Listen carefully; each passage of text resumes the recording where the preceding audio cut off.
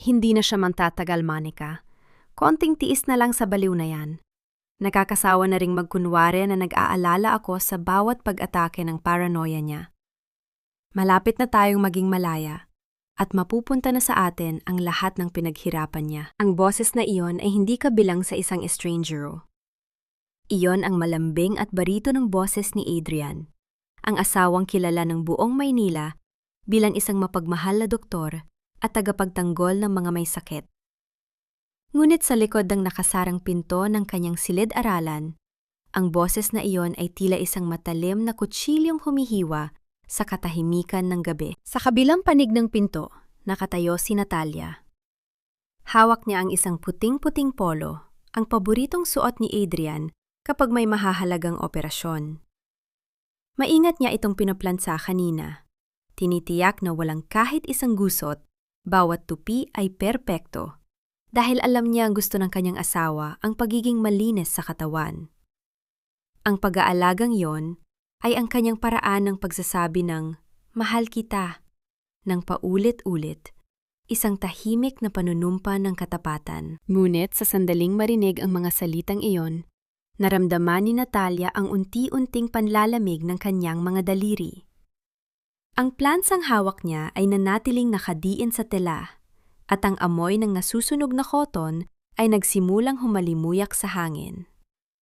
Isang maitim na mansa ang unti-unting kumakalat sa puting polo, tila isang lason na sumisira sa kalinisan nito. Ngunit hindi niya magawang iyangat ang kanyang kamay. Ang kanyang buong katawan ay tila naging isang estatwang bato, nakapiit sa pagitan ng hiningang hindi mailabas, at pusong tila tumitigil na sa pagtibok. Muli niyang narinig ang malanding tawa ng isang babae, si Doktora Monica. You're so cruel, Adrian.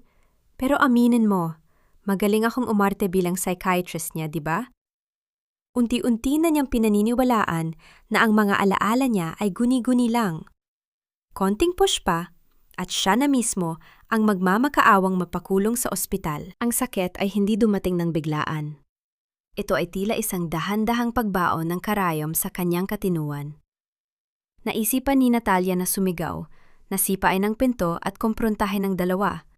Ngunit ang kanyang lalamunan ay tuyot na tila disyerto.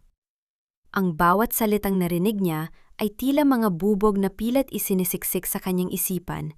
Binabasag ang imahe ng 5 taong pagsasama na inakala niyang langit. Nabitawan niya ang plansa. Wala itong nilikang ingay sa makapal na alpombra. Ngunit ang usok na nagmumula sa nasusunog na damit ay tila naging isang madilim na anino na bumabalot sa kanya. Napahawak siya sa kanyang dibdib. Sinusubukang pakalmahin ang mabilis na pagkabog nito. Ngunit tila pati ang kanyang puso ay nagtataksil na rin sa kanya. Biglang bumukas ang pinto. Mabilis na nagbago ang ekspresyon ni Adrian nang makita ang asawa. Ang malamig at tiranong boses kanina ay biglang napalitan ng isang malambot at puno ng pag-aalalang tono. Sweetheart, bakit ka narito? And look at the shirt! Nasusunog na ito! Mabilis na lumapit si Adrian. Kinuha ang plansa at inilayo ito. Ang kanyang mga kamay ay humawak sa magkabilang balikat ni Natalia. Ang parehong mga kamay na ayon sa narinig niya ay sabik na siyang itapon sa isang institusyon. Natalia, are you okay? Tulala ka na naman. Sinasabi ko na nga ba, masyadong mabigat ang stress mo nitong mga nakaraang araw. Look at your eyes. Parang hindi ka nakatulog. Narinig ko kayo, pabulong na sabi ni Natalia. Ang kanyang tinig ay nanginginig, tila isang dahong tuyo na hinahangin. Kumunot ang noo ni Adrian, isang perpektong pagpapakita ng pagkalito. Narinig? Ang alin, mahal? Kakaalis lang ni Monica rito. Pinag-uusapan namin ang bagong gamot na ibibigay niya sa'yo para sa anxiety mo. Wala kaming ibang pinag-usapan, kundi ang ikabubuti mo. Hindi, umiling si Natalia. Pilit na kumakawala sa hawak nito. Sabi mo baliw ako. Sabi mo gusto mo akong mawala. Huminga ng malalim si Adrian, isang buntong hininga na puno ng pasensya. Ang uri ng pasensya na ibinibigay ng isang doktor sa isang pasyenteng wala na sa sarili. Natalia, Listen to me. Guni-guni mo na naman yan. See? Ito ang sinasabi ni Doktora Monica. Ang mga hallucinations mo ay palala ng palala. Walang nagsabing baliw ka rito. Mahal kita, di ba? Bakit ko sasabihin ang mga bagay na yon? Kasabay nito ang pagpasok ni Lola Estela sa hallway. Ang matandang babae ay nakasuot ng kanyang mamahaling robe. Ang muka ay puno ng pandidiri habang nakatingin sa nasusunog na polo sa sahig. Ano na naman ba itong kaguluhan, Adrian? Natalia, kailan ka ba magiging maingat? Pati ang paboritong damit ng asawa mo ay sinisira mo na. Napaka-clumsy mo talaga. Mana ka sa pamilya mang walang disiplina. Nay, please, huwag niyo na siyang pagalitan. Pagtatanggol ni Adrian, ngunit ang kanyang mga mata ay nanatiling nakatitig kay Natalia. Tila binabasa ang bawat takot sa kanyang mukha. Hindi niya sinasadya. Hindi lang talaga maganda ang takbo ng isip niya ngayon. Iyon na nga ang sinasabi ko, sagot ni Lola Estela.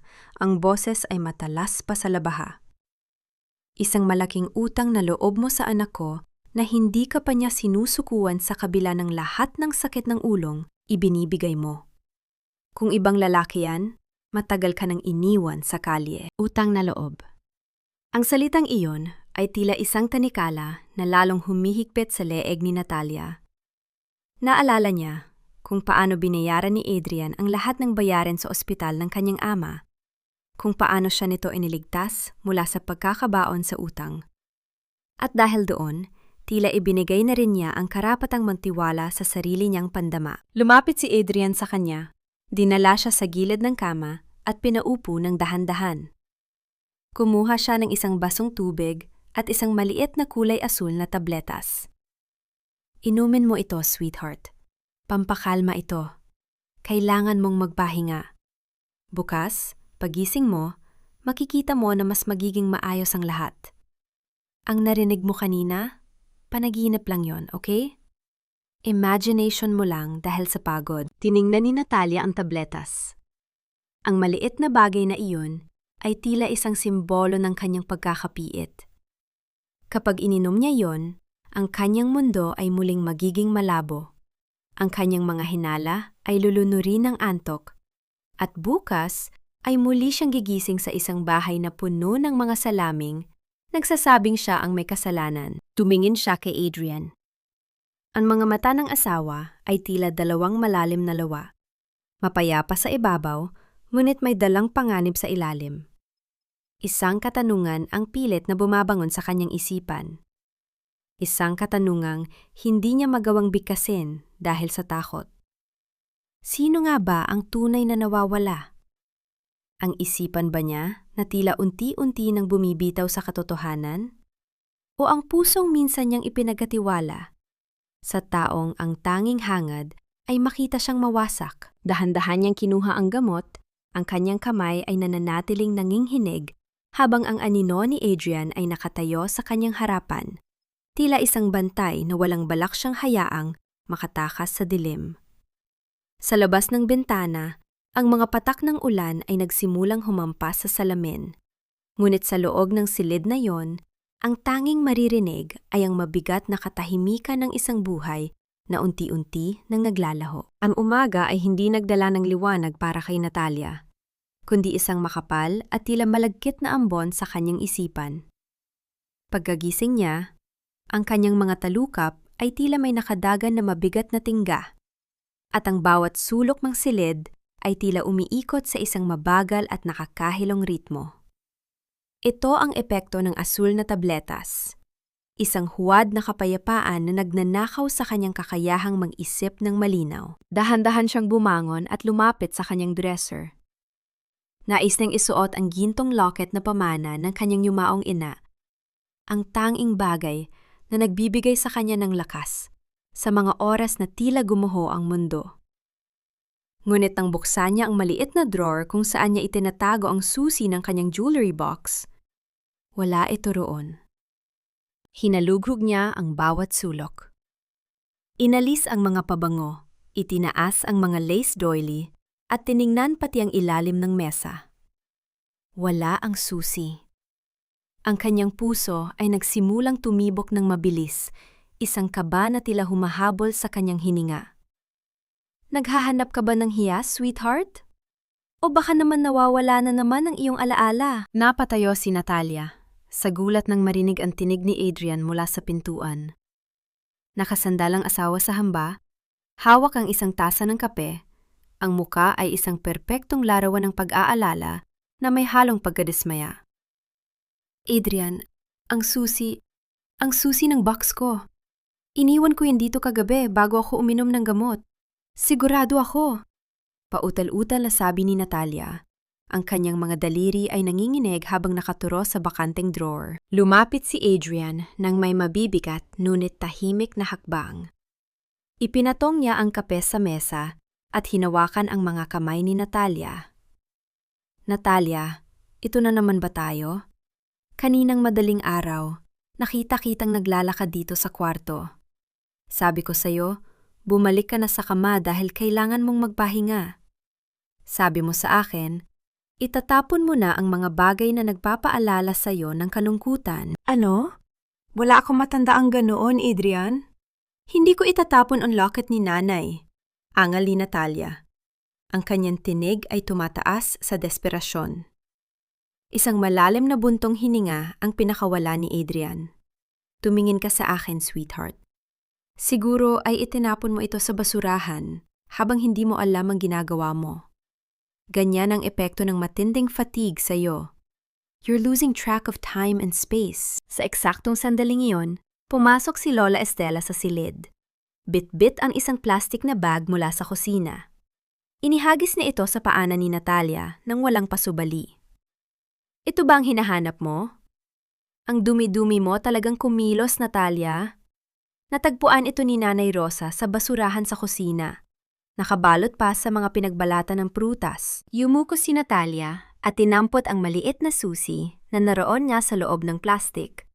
May mansa pa ng malagkit na katas ng prutas. Napako siya sa kanyang kinatatayuan. Paano? Kailan ako pumunta sa kusina? Wala siyang maalala. Ang huling alaala niya ay ang pag-inom ng tubig sa harap ni Adrian at ang pagdilim ng lahat. Nakikita mo na? Muling pagsasalita ni Adrian. Ang kanyang tinig ay malambot, ngunit may talim na tila humihiwa sa katinuan ni Natalia.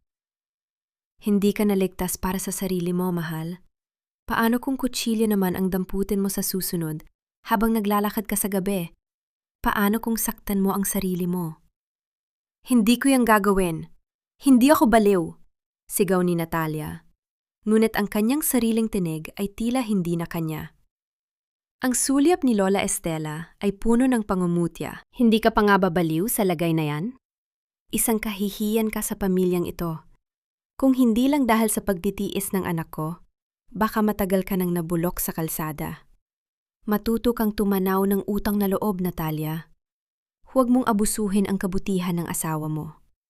Wika ng matandang babae, bago tumalikod at lumabas ng silid, ang tunog ng kanyang mga tsinelas sa sahig ay tila mga huling pako sa kabaong ng dangal ni Natalia. Naiwan si Natalia na nakaluhod sa sahig, hawak ang maruming susi.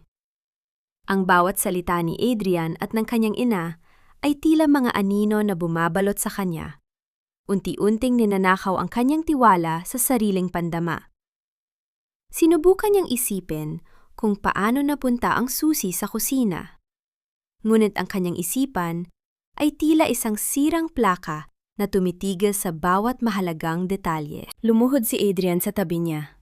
Inilagay ang braso sa kanyang balikat at inilapit ang kanyang mukha. Magpahinga ka na lang muna, okay? I'll call Monica. Siguro kailangan nating dagdagan ng dosage mo para hindi ka na naglalakad sa gabi. Para sa seguridad mo ito, Natalia. Dahil mahal kita, hinalikan ni Adrian ang kanyang no. Isang halik na naging dahilan ng pagkilabot ni Natalia.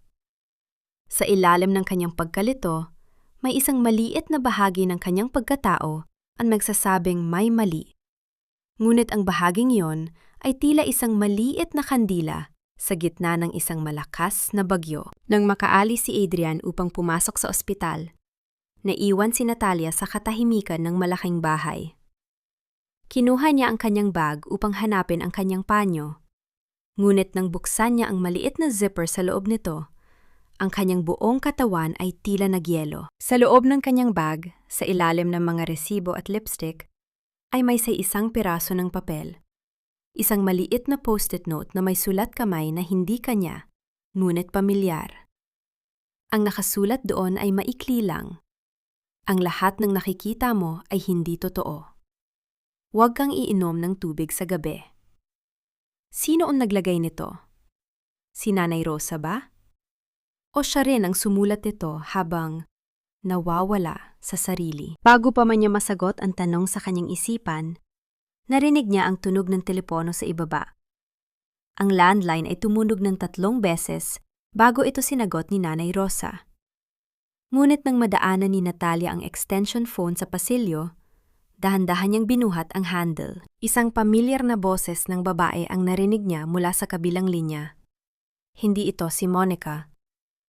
Adrian, naitago ko na ang orihinal na dokumento ng lupa. Pero kailangan nating bilisan. Naghihinala na ang bangko sa mga pirma ni Natalia. Kailangan mo na siyang papirmahin sa confinement papers bago matapos ang linggong ito. Ang mga salitang iyon ay tila isang malamig na tubig na ibinuhos sa kanya, pansamantalang nagpawi sa antok na dala ng gamot. Hindi lang ang kanyang isipan ang ninanakaw sa kanya, kundi ang bawat piraso ng kanyang buhay, ang kanyang pagkatao, at ang lahat ng pinaghirapan ng kanyang pamilya. Isang katanungan ang umalingaw sa kanyang isipan habang nakikinig sa tahimik na paghinga ng babae sa kabilang linya. Sino ang babaeng kausap ni Adrian? At ano ang koneksyon nito sa nakaraang pilit na ibinabaon ng kanyang asawa? Dahan-dahang ibinalik ni Natalia ang telepono. Ngunit ang kanyang mga mata ay nanatiling nakatitig sa kawalan. Ang takot na kanina ay nagpaparalisa sa kanya, ay unti-unting napapalitan ng isang bago at mas matalas na damdamin. Sa unang pagkakataon sa loob ng maraming buwan, hindi na niya itinanong kung siya ba ay baliw. Ang tanging tanong sa kanyang isip ay, gaano kalalim ang hukay na inihahanda ni Adrian para sa kanya? Narito ang iyong tagapagligtas, Natalia. Si Doktora Monica ay hindi lamang isang eksperto.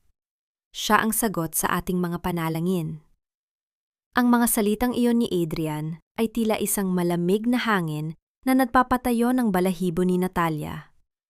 Sa gitna ng kanilang malawak na sala, nakatayo ang isang babaeng tila hinulog mula sa isang fashion magazine. Makinis ang balat, perpekto ang pagkakaayos ng buhok, at may mga matang tila na naliksik sa bawat kahinaan ng taong tinitingnan nito. Si Doktora Monica. Ngumiti ang doktor, isang ngiting hindi umabot sa kanyang mga mata. Ikinagagalak kitang makilala, Natalia. Matagal na nating dapat ginawa ito. Pero sinabi ni Adrian na masyado ka raw sensitive sa mga bagong mukha. Huwag kang mag-alala. Andito ako para tulungan kang mahanap muli ang iyong sarili. Gusto ni Natalia na sumigaw, na sabihing narinig niya ang tawag nito kanina, na alam niyang may itinatago silang dalawa ni Adrian. Ngunit ang boses niya ay tila nakabaon sa ilalim ng mga gamot na ipinilit sa kanya. Ang tanging nagawa niya ay ang dahan-dahang pagtango, habang nararamdaman ang kamay ni Adrian na humahawak sa kanyang baywang. Isang hawak na tila nagmamay-ari. Isang hawak na tila nagbabanta. Maghanda ka ng merienda, Natalia. Ipakita mo kay Doktora Monica kung gaano ka pa rin kagaling na asawa sa kabila ng iyong kalagayan. Utos ni Lola Estela na nakaupo sa kanyang paboritong silya. Ang boses ay puno ng utos. Na tila isang reyna sa kanyang nasasakupan. Pumunta si Natalia sa kusina nang nanginginig ang mga tuhod. Habang nagtitimpla ng tsaa, narinig niya ang mahihinang bulungan mula sa sala. Ang tunog ng tawa ni Monica ay tila mga bubog na bumabagsak sa sahig ng kanyang puso. Sinubukan niyang tumuon sa kanyang ginagawa, ngunit ang kanyang mga kamay ay hindi sumusunod. Ang tunog ng kutsara na tumatama sa porselana ay tila isang kampana ng babala sa kanyang pandinig. Nang ilabas niya ang tray, nakita niya ang isang eksenang tila sumaksak sa kanyang paningin. Nakaupo si Adrian at Monica sa sopa. Ang kanilang mga balikat ay halos magkadikit. May isang sandali na hinawakan ni Monica ang braso ni Adrian habang tumatawa, at ang tingin na ipinukol ni Adrian sa babae ay punong-puno ng init. Isang init na matagal nang nawala sa kanilang pagsasama. "Oh, Natalia, andiyan ka na pala," wika ni Monica nang mapansin siya. Mabilis na lumayo ang doktor kay Adrian, ngunit ang ngising na natili sa kanyang mga labi ay sapat na para kumpirmahin ang hinala ni Natalia. "Halika, maupo ka rito. Pag-usapan natin ang iyong mga panaginip." Hindi sila panaginip. Mahina, ngunit matigas na sabi ni Natalia habang inilalapag ang tsaa. "Ang mga naririnig ko, ang mga nakikita ko, totoo sila." Tumingin si Adrian kay Monica, isang tingin na tila nagsasabing, "Nakikita mo na ang ibig kong sabihin?" Pagkatapos ay bumaling siya kay Natalia nang may peke at nakakasulasok na laming. "Sweetheart, yun na nga ang problema. Ang katinuan mo ay tila isang basong may lamat na. Akala mo ay buo pa, pero unti-unti nang tumatagas ang katotohanan." "Adrian, tama na." Pagpigil ni Monica sa isang tonong, tila siyang mas nakakaalam.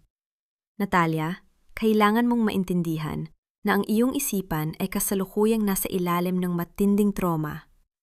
Ang mga nakikita mo ay depensa lamang ng iyong utak laban sa katotohanang hindi mo matanggap." Sa buong hapon na iyon, tila isang biktima si Natalia sa loob ng sarili niyang bahay.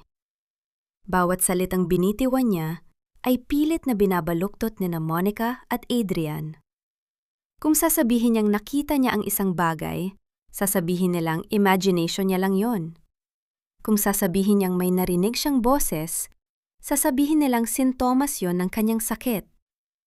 Ang bawat katotohanan niya ay naging kasinungalingan sa harap ng kanilang propesyonal na opinyon. Nang magpaalam na si Adrian para ihatid si Monica sa labas, naiwan si Natalia sa pasilyo.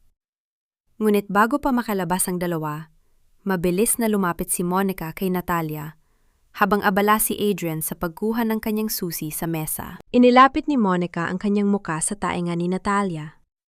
Ang amoy ng kanyang matapang na pabango ay tila sumasakal kay Natalia. "Alam ko ang ginagawa mo, Natalia. Ang pagpapanggap mong gising at maayos ay hindi gagana sa akin." Bulong nito, ang boses ay tila isang ahas na nanunukso. "Sa susunod na linggo, kapag dinala ka na namin sa ospital, masisiguro ko na wala ka nang maririnig, kundi ang sarili mong sigaw sa loob ng 4 na sulok ng puting kwarto." Napaatras si Natalia, ang kanyang likod ay tumama sa malamig na pader. Ang takot sa kanyang mga mata ay tila nagbigay ng kasiyahan kay Monica. "Huwag kang mag-alala, Natalia," dugtong pa ng doktor, nang malakas para marinig ni Adrian na pabalik na. "Sa ospital, marami tayong oras para mag-usap at ayusin ang iyong isipan." Numiti si Adrian at hinalikan si Natalia sa pisingi. "Magpahinga ka na, mahal. Para sa iyo, ang lahat ng sakripisyong ito." Pinanood ni Natalia ang pag-alis ng sasakyan ni Adrian kasama si Monica. Habang lumalayo ang tunog ng makina, naramdaman niya ang unti-unting paglamig ng kanyang paligid. Ang malaking bahay na ito, na dati ay puno ng pangarap, ay naging isang madilim na piitan na gawa sa mga salamin at kasinungalingan. Tumingin siya sa kanyang mga kamay. Nanginginig pa rin sila, ngunit sa pagkakataong ito, hindi lang ito dahil sa takot. Sa ilalim ng bawat panginginig ay may isang umuusbong na galit. Isang galit na tila isang maliit na apoy na pilit na binubuhay sa gitna ng unos. "Hindi niyo ako matatalo," bulong niya sa hangin. Ang kanyang tinig ay tila isang sumpa. "Kung gusto niyo akong makitang baliw, ipakikita ko sa inyo kung gaano kadelikado ang isang babaeng wala nang natitira kundi ang kanyang galit." Ngunit habang papasok siya sa loob, nakita niya si Lola Estela na nakatayo sa dulo ng hagdan, hawak ang isang baso ng gatas. "Inumin mo ito, Natalia," sabi ni Monica, kailangan mo ng mas malalim na tulog. Huwag mo nang hintayin na ako pa ang magpainom sa'yo. Tumingin si Natalia sa gatas, at pagkatapos ay sa matandang babaeng tila walang pusong nanonood sa kanyang pagbagsa. Alam niyang kapag ininom niya yon, ang huling pagkakataon niyang lumaban ngayong gabi ay mawawala. Ngunit paano siya makakatakas sa isang bahay kung saan pati ang pader ay tila may mga mata at ang bawat inumin ay may dalang sumpa? Kung hindi dahil sa akin, Natalia, matagal lang nakalibing ang iyong ama sa ilalim ng lupa. Huwag mo sanang kalimutan yon sa tuwing sinusubukan mong magbatigas sa akin. Ang mga salitang iyon ni Adrian ay tila isang malakas na sampal na nagpatahimik sa buong silid-aklatan. Nakatayo siya sa harap ng malawak na bintana. Ang mga kamay ay nasa likuran, habang ang anino niya ay tila isang higanteng tumatakip sa liwanag na nagmumula sa labas. Sa kabilang dulo ng mesa, nakaupo si Natalia. Yakap-yakap ang isang lumang litrato ng kanyang ama. Sa litratong iyon, nakangiti ang matanda, malakas at puno ng buhay. Isang imahe na malayo sa huling alaala niya rito sa loob ng ICU. Hinahaplos ni Natalia ang gilid ng kwadro. Ang kanyang hinlalaki ay dumadaan sa bawat guhit ng mukha ng kanyang ama. Tila ba sa pamamagitan ng paghipo, ay maibabalik niya ang proteksyong nawala sa kanya nang pumanaw ito. I know, Adrian. Hinding-hindi ko makakalimutan ang ginawa mo. Pabulong na sagot ni Natalia. Ang kanyang tinig ay tila isang manipis na sinulid na malapit ng maputol. Pero ang mga dokumentong ito, bakit kailangang ilipat sa pangalan mo ang lahat ng ari-arian na iniwan ni Itay sa akin? Sabi mo, para lang ito sa proteksyon ko. Pero bakit parang binubura mo na rin ang pangalan ko sa sarili kong pamilya? Lumapit si Adrian. Ang tunog ng kanyang sapatos sa makintab na sahig ay tila bawat tibok ng kaba sa dibdib ni Natalia. Inilapag niya ang isang makapal na folder sa harap ng asawa. Dahil hindi ka na maayos, Natalia. You're losing it. Nakita mo ba ang sarili mo kanina? Kinakausap mo ang pader. Nagwawala ka dahil sa mga bagay na wala naman doon. Ang pirma mo rito ay nangangahulugan na magkakaroon ako ng legal na kapangyarihan para pangalagaan ang negosyo habang nagpapagaling ka. This is for your own good, sweetheart. This is for our future. Pero kaya ko pa naman, giit ni Natalia. Kahit nararamdaman niyang ang kanyang isipan ay tila isang bahay na unti-unting nilalamon ng anay dahil sa mga gamot. Biglang bumukas ang pinto at pumasok si Lola Estela. Ang muka ay tila isang maskara ng matinding pagkainis. Hanggang ngayon ba ay pinapahirapan mo pa rin ang anak ko, Natalia? Wala ka talagang utang na loob. Nakalimutan mo na ba ang mga gabing hindi natulog si Adrian para lang bantayan ang operasyon ng ama mo? Nakalimutan mo na ba ang milyon-milyong ginastos niya para lang dugtungan ang buhay ng isang matandang pabigat? Hindi ko po nakalimutan, Mama, sagot ni Natalia, habang ang mga luha ay nagsisimulang pumatak sa salamin ng kuwadro. Pero anak din ako. Karapatan ko ring pangalagaan ang naiwan ng pamilya ko. Anong karapatan ang pinagsasabi mo? Bulyaw ni Lola Estela. Ang boses ay pumapailan lang sa buong silid, puno ng pangungutya. Ang karapatang maging baliw at sunugin ang lahat ng pera ng anak ko? Isang malaking pagkakamali na pinasok ka namin sa pamilyang ito. Isang hamak na anak lang ng bangkaroteng negosyante na isinalba ni Adrian mula sa putikan. Pirmahan mo na yan bago ko pa maisip ang ipakaladkad ka. Palabas ng bahay na ito. Tumayo si Adrian sa likuran ni Natalia. Ang kanyang mga kamay ay dahan-dahang pumatong sa mga balikat ng asawa. Ang hawak niya ay hindi masakit. Ngunit nararamdaman ni Natalia ang bigat nito. Isang bigat na tila isang bilangguan. Natalia, mahal, do you want people to find out about your condition? Do you want to embarrass your father's legacy? Bulong ni Adrian sa kanyang tainga. Ang boses ay tila isang mapanlinlang na awit. Sign the papers. Kapag maayos ka na, ibabalik ko ang lahat sa iyo. I promise. This is just a temporary arrangement. Naramdaman ni Natalia ang panunayo ng kanyang lalamunan. Ang ballpen na inabot ni Adrian ay tila kasing bigat ng isang baril. Tumingin siya sa folder.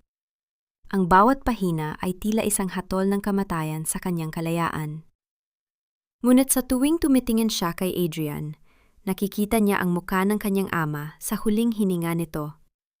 Ang pasasalamat ng kanyang ama kay Adrian bago ito tuluyang pumikit. Ang utang na loob na yon ay naging isang lason na dahan-dahang pumapatay sa kanyang kakayahang lumaban.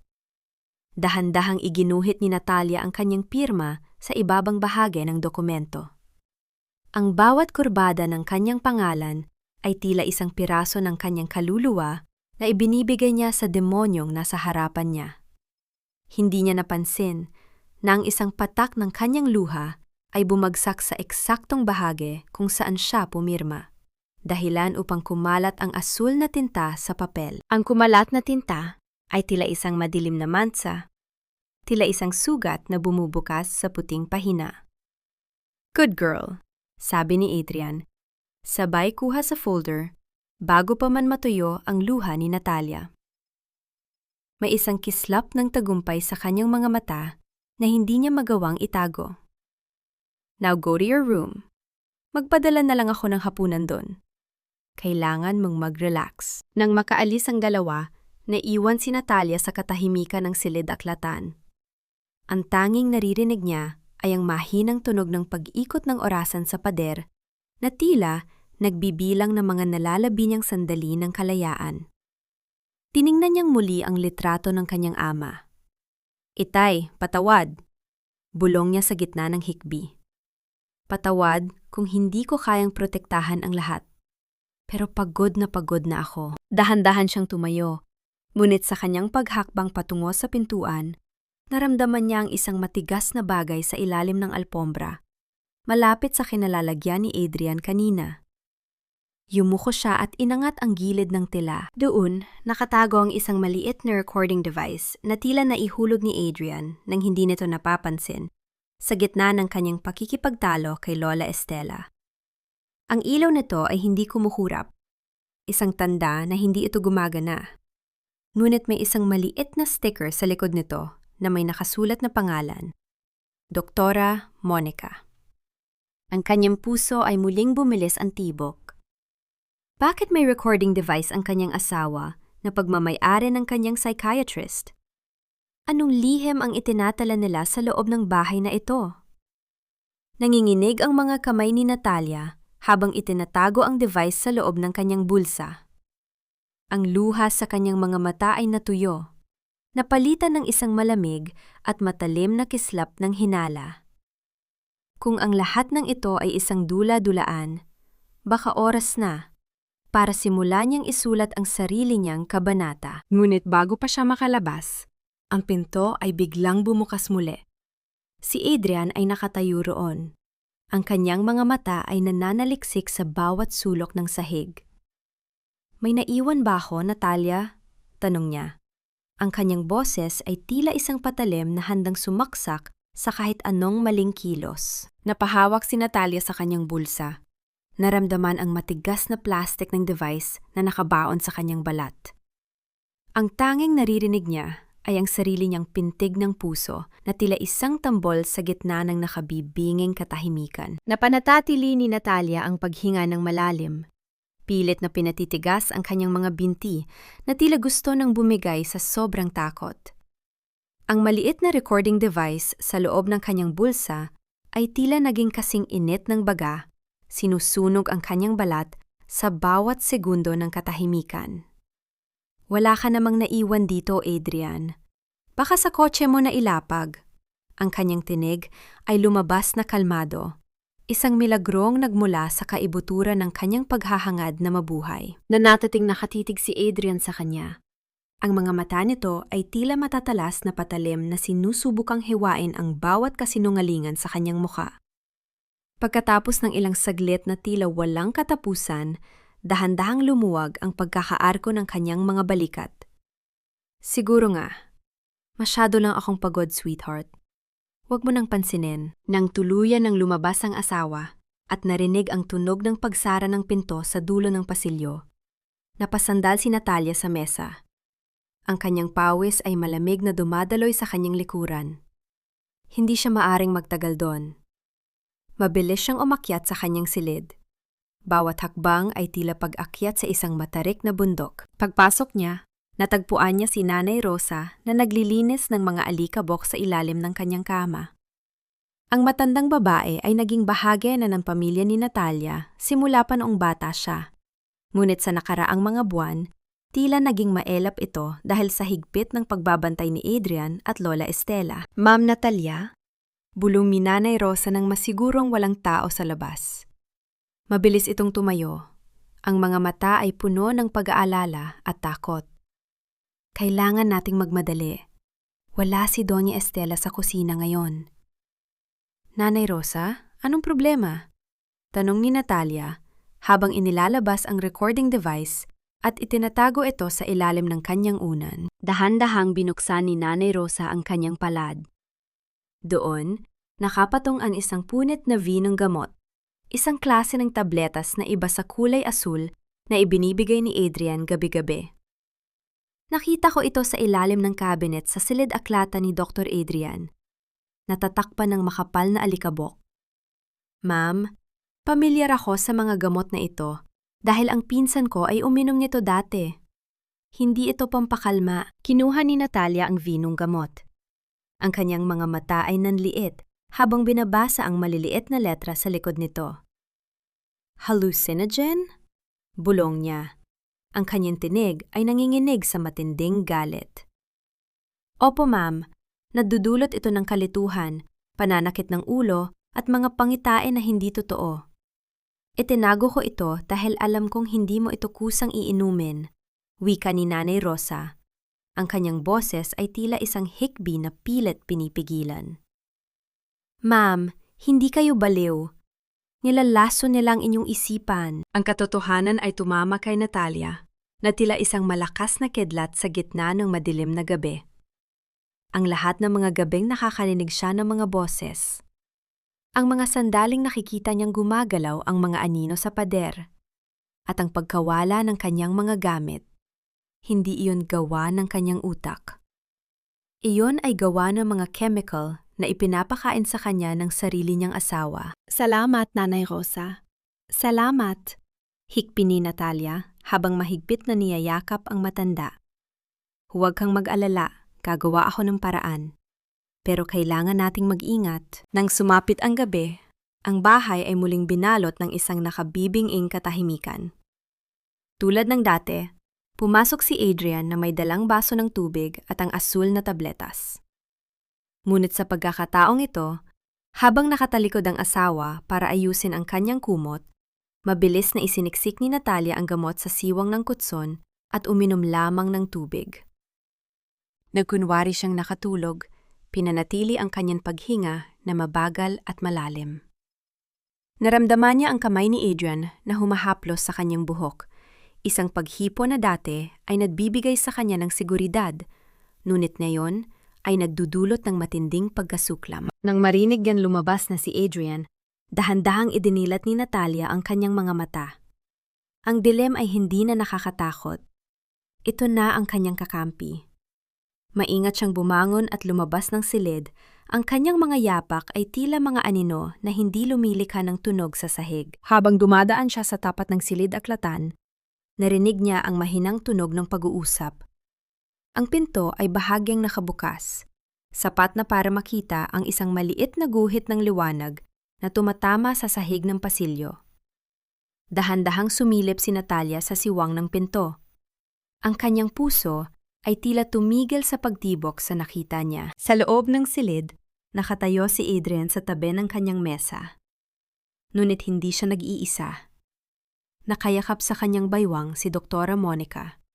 Ang mukha nito ay nakasubsob sa dibdib ng kanyang asawa. Ang pagmamahalan sa kanilang mga kilos ay hindi maitatago. Isang eksenang punong-puno ng pagtataksil at kawalang hiyaan. Kaunti na lang, Monica. Narinig ni Natalia ang bulong ni Adrian. Ang boses nito ay puno ng pagnanasa na hinding-hindi niya narinig para sa kanya. Kapag nasa loob na siya ng institusyon, legal na nating makukuha ang lahat.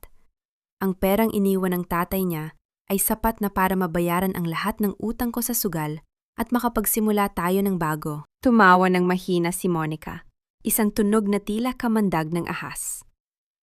Siguraduhin mo lang na hindi siya magigising bago natin matapos ang mga dokumento. Ang dosage na ibinibigay mo ay sapat na para tuluyan siyang mawala sa sarili. Napahawak si Natalia sa pader. Ang kanyang mga kuko ay bumaon sa wallpaper sa sobrang galit. Ang lalaking pinagkatiwalaan niya, ang lalaking itinuring niyang tagapagligtas, ay walang iba, kundi isang halimaw na nagbabalat kayo. Isang katanungan ang umalingaw-ngaw sa kanyang isipan habang pinapanood ang dalawang traidor. Paano niya magagawang makatakas sa impyernong ito bago siya tuluyang lamunin ng kanilang kasamaan? Habang pabalik siya sa kanyang silid, isang maliit na liwanag ang nakita niya sa kanto ng pasilyo. Isang pares ng mga mata na nanonood din sa kanya mula sa dilim. Ang gabi ay tila isang malalim na telo na bumabalot sa bawat lihim ni Natalia. Pagbalik niya sa kanyang silid, ang kanyang puso ay tila isang tambol na mabilis ang pagtibok. Bawat pintig ay nagpapaalala sa kanya ng panganib na kanyang sinisilip. Ang mga mata na nakita niya sa dilim kanina, si Lola Estela yon. Ang matandang babae ay nakatayo sa dulo ng pasilyo, tila isang estatwang walang kaluluwa. Pinapanood ang bawat hakbang ng kanyang manugang ng may halong hinala at panunubok. Kinabukasan, nagising si Natalia sa tunog ng dahan-dahang pagbukas ng pinto. Pumasok si Adrian, bitbit ang isang tray ng pagkain. Ang sikat ng araw na tumatama sa mukha ng kanyang asawa ay nagbibigay dito ng isang wad na anyo ng kabutihan. Ngunit para kay Natalia, ang bawat ngiti ni Adrian ay tila isang lason na dahan-dahang kumakalat sa hangin. Gising ka na pala, sweetheart? Malambing na sabi ni Adrian habang ipinapatong ang tray sa gilid ng kama. Mabuti naman at mahaba ang tulog mo. Mukhang hiyang sayo ang bagong dosage na ibinibigay ni Monica. Huminga ng malalim si Natalia. Ito na ang simula ng kanyang sariling dula-daulaan. Salamat, Adrian. Pabulong niyang sagot. Pinilit niyang gawing matamlay ang kanyang boses. Tila ba ang bawat salita ay kailangang dumaan sa isang makapal na hamog. Ang kanyang mga mata ay nanatiling nakatitig sa kawalan, hindi direktang tumitingin sa asawa. Sa buong maghapon, naging isang mahusay na aktres si Natalia sa loob ng sarili niyang bahay. Kapag kausap niya si Adrian o si Lola Estela, sinasadya niyang maging mabagal sa pagsagot. Minsan ay tititig siya sa isang sulok ng matagal, o kaya naman ay bibitiwan ang kanyang kubyertos habang kumakain. Hinahayaan ang tunog ng pagbagsak nito sa sahig na lumika ng isang nakabibinging katahimikan. Nakita niya ang palitan ng tingin ni na Adrian at ng kanyang ina. Isang tingin ng tagumpay. Akala nila ay tuluyan na silang nananalo. Akala nila ay ang mga chemical na ipinipilit nila ay nagagawa na ang kanilang misyon na wasakin ang kanyang katinuan. Nakikita mo na, Adrian? Wika ni Lola Estela, habang pinapanood si Natalia na dahan-dahang sinusubuan ang sarili ng kanin. Tila ba hindi niya alam kung paano gamitin ang kutsara? Wala na siyang saysay. Ang kanyang isipan ay tila isang lumang bahay na gumuho na. Hayaan niyo na muna siya, Nay. Sagot ni Adrian, bagaman may bakas ng pagkainip sa kanyang tono. Ang mahalaga ay makuha natin ang lahat ng kailangan bago siya tuluyang maging gulay. Sa ilalim ng mesa, ang mga kamay ni Natalia ay mahigpit na nakakuyom. Ang kanyang mga kuko ay bumaon sa kanyang palad, sapat na para makaramdam ng habdi. Isang habdi na nagpapaalala sa kanya na siya ay gising, na siya ay buhay, at na siya ay hindi susuko. Ang bawat segundo na pinipili niyang huwag sumabog sa galit, sa halip, ay itanim ito sa kaibuturan ng kanyang puso upang maging gatong sa kanyang paghihiganti. Nang dumating ang hapon, muling bumisita si Dr. Monica. Sa pagkakataong ito, mas mapanuri ang mga mata ng doktor. Kamusta ang ating pasyente? Tanong nito habang tinitingnan ang pupil ng mga mata ni Natalia gamit ang isang maliit na flashlight. Mabagal ang reaksyon niya, Monica. Parang laging nasa ibang mundo. Sagot ni Adrian na nakatayo sa likuran nila. Lumapit si Monica sa tainga ni Natalia at bumulong. Ang kanyang hininga ay malamig at tila amoy ng kamatayan. Huwag kang mag-alala, Natalia. Sa lalong madaling panahon, hindi mo na kailangang mag-isip pa. Kami na ang mag-iisip para sa'yo. Tumalikod ang dalawa at naglakad patungo sa balkonahe. Akalang ang kanilang pasyente ay muling nilamon na ng kawalan. Ngunit dahan-dahang inangat ni Natalia ang kanyang ulo. Ang kanyang pandinig ay tila naging matalas. Bawat salitang binibitawan ng dalawang traidor ay tila nakaukit sa kanyang isipan. Hindi na natin kailangang maghintay ng 2 linggo, Adrian. Narinig ni Natalia ang matigas na boses ni Monica. Nakita mo naman ang lagay niya. Mas mabilis nating matatapos ang lahat kung itutuloy na natin ang plano. Anong ibig mong sabihin? Tanong ni Adrian. Sa susunod na linggo, itutuloy na natin ang confinement. Wika ni Monica ng may pinal na tono. Nakaayos na ang lahat sa institusyon.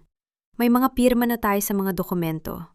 Wala nang makakapigil sa atin. Ang mga salitang iyon ay tila isang hatol na umalingaw-ngaw sa buong pagkatao ni Natalia. Ang susunod na linggo, ang kanyang oras ay unti-unti nang nauubos. Ang pader ng kanyang kulungan ay dahan-dahan nang sumasara. Habang nakatitig sa papalubog na araw, isang matinding kilabot ang dumaan sa kanyang gulugod. Sa kabila ng lahat ng kanyang paghahanda, ang bilis ng mga pangyayari ay tila isang dambuhalang alon na handa siyang lunurin. Saan siya kukuha ng lakas para baligtarin ang tadhana sa loob ng 7 araw? At sino ang misteryosong tao na laging nagmamasid sa kanya mula sa dilim ng pasilyo na tila may sarili ring planong hindi pa nalalantad? Sa susunod na Martes, tapos na ang lahat. Wala nang Natalia na manggugulo sa buhay natin, Monica. Magiging isa na lamang siyang alaala sa loob ng 4 na pader ng karsel. Ang tinig ni Adrian ay narinig ni Natalia mula sa kabilang panig ng pinto ng silid tulugan. Ito ay tuyot, walang emosyon, at tila nagbabasa lamang ng isang listahan ng mga kagamitang dapat itapon. Habang nakahiga sa kama, pinanatili ni Natalia na nakapikit ang kanyang mga mata. Ang kanyang katawan ay tila isang patay na kahoy. Ngunit sa loob niya ay may isang naglalagablab na apoy ng pot. Ilang minuto ang lumipas bago narinig ang tunog ng papalayo nilang mga yapak sa pasilyo. Ito na ang kanyang pagkakataon.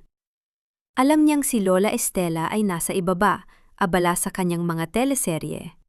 At si Nanay Rosa ay inutusan ni Adrian na mamalengke upang matiyak na walang makakaistorbo sa kanilang usapan. Dahan-dahang bumangon si Natalia. Ang kanyang katawan ay mabigat dahil sa kakulangan ng tunay na pagkain. Ngunit ang kanyang isipan ay kasing talas ng isang labaha. Lumapit siya sa ilalim ng kanyang cabinet, sa isang lihim na siwang na siya lamang ang nakakaalam. Doon, nakatago ang isang maliit na kahon na dinala ni Nanay Rosa kagabi. Isang maliit na kamera na nakatago sa loob ng isang tila ordinaryong dekorasyon sa bahay. Ito ang kanyang sandata. Ito ang kanyang lihim na mata. Maingat siyang lumabas ng silid.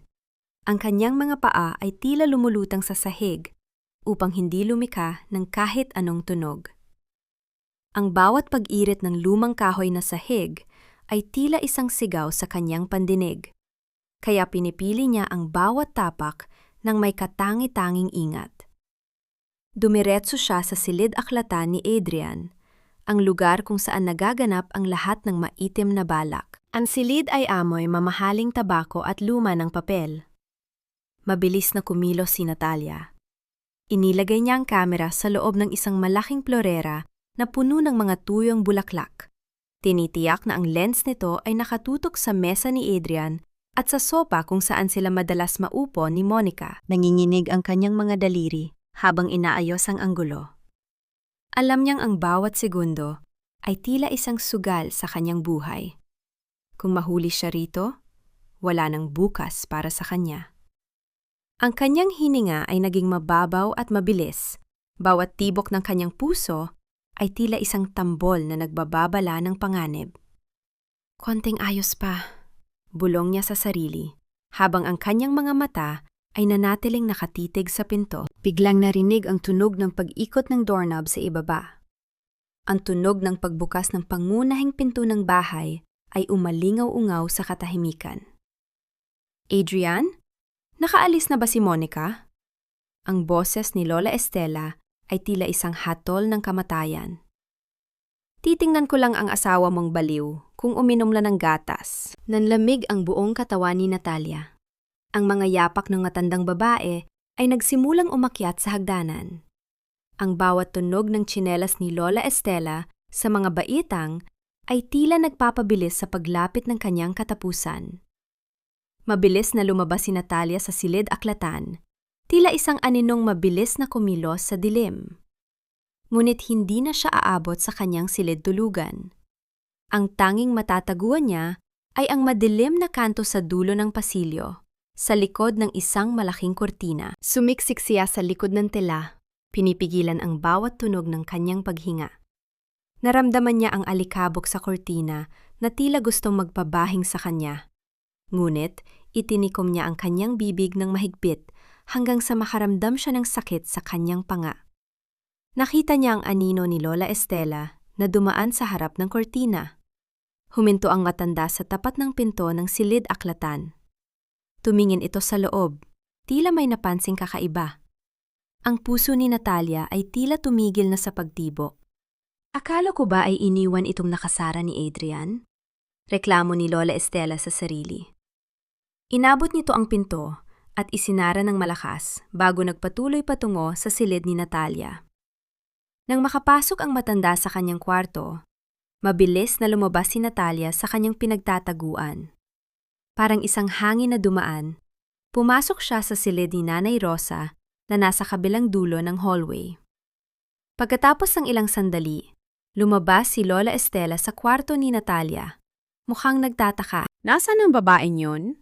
Bulalas ng matanda. Doon ay nagpakita si Natalia. Lumalabas mula sa banyo ng hallway, ang kanyang mga mata ay tila mapungay at ang kanyang buhok ay gulo-gulo. Suot ang kanyang pinakamahusay na anyo ng isang taong nawawala sa sarili.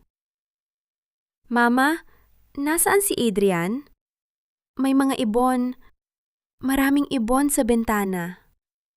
Ay naku, talagang wala na sa katinuan. Bulyaw ni Lola Estela. Ang muka ay puno ng pandidiri. Bumalik ka sa kwarto mo. Nakakairita ang mukha mo. Tinala ni Lola Estela si Natalia sa kanyang silid at isinara ang pinto mula sa labas. Sa sandaling marinig ang tunog ng pag-lock ng pinto, ang mapungay na mga mata ni Natalia ay biglang naging matalas at malamig. Dahan-dahan siyang lumapit sa kanyang kama at kinuha ang kanyang cellphone na nakatago sa ilalim ng kutson. Binuksan niya ang application na konektado sa kamera sa silid-aklatan. Ang screen ay unt-unting nagliwanag. Ipinapakita ang loob ng silid na pinanggalingan niya kanina. Wala pa ring tao. Ngunit ang lihim na mata ay nakabukas na. Handa na itong sumaksi sa bawat kasinungalingan, sa bawat pagtataksil, at sa bawat plano ng kanyang kamatayan. Humiga si Natalia sa kanyang kama, nakatitig sa kisame. Ang kanyang puso ay nanatiling mabilis ang tibok. Ngunit, may isang bagong damdamin na lumulukob sa kanya. Isang damdaming hindi niya naramdaman sa loob ng mahabang panahon. Pag-asa. Ngunit sa kabila ng pag-asang iyon, isang malamig na kaisipan ang dumating. Paano kung ang makikita niya sa kamera ay higit pa sa kaya niyang tanggapin? Paano kung ang katotohanan ay mas masakit pa kaysa sa mga kasinungalingang kasalukuyan niyang nararanasan? Patain na lang natin siya. Mas mabilis, hindi ba? Hindi na natin kailangang magbayad sa institusyon buwan-buwan. Ang mga salitang iyon ni Monica ay tila isang malakas na kulog na yumanig sa buong pagkatao ni Natalia. Sa loob ng kanyang madilim na silid, ang tanging liwanag ay nagmumula sa maliit na screen ng kanyang cellphone. Doon, Sa loob ng kuwadradong imahe, nakikita niya ang kanyang asawa, ang lalaking pinangakuan niya ng buhay at katapatan. Nakasalukuyang nakaupo sa kanyang silya sa library, habang si Monica ay nakakandong sa kanya. Masyadong madugo ang plano mo, Monica, sagot ni Adrian. Ang kanyang boses ay kalmado. Tila ba pinag-uusapan lamang nila ang susunod na investment sa bangko? Hinahaplos niya ang buhok ni Monica. Ang parehang haplos na ibinibigay niya kay Natalia gabi-gabi, bago siya painumin ng lason. Kapag namatay siya sa loob ng ospital dahil sa komplikasyon ng kanyang gamot, mas malinis ang labas natin. Legal. Walang bahid. Naramdaman ni Natalia ang unti-unting panlalamig ng kanyang mga dulo ng daliri. Ang kanyang cellphone ay tila naging kasing bigat ng isang dambuhalang bato, nanginginig sa kanyang mga palad na basang-basa ng malamig na pawis. Ang bawat salita ng dalawa ay tila mga matutulis na karayom na ibinabaon sa kanyang puso. Isa-isang pinapatay ang bawat alaala ng kanilang 5 taong pagsasama. Sa monitor, nakita niyang kinuha ni Adrian ang isang wedding photo nila na nakapatong sa mesa. Tinitigan ito ng asawa nang may halong pangungutya bago ito itiniwari. 5 taon ko ring tiniis ang pagiging boring niya. Lahat para sa perang ito. Akala niya talaga, mahal ko siya dahil sa utang na loob niya sa akin. Tumawa si Monica, isang tunog na tila kamandag na dahan-dahang pumapatay sa katinuan ni Natalia. Poor Natalia.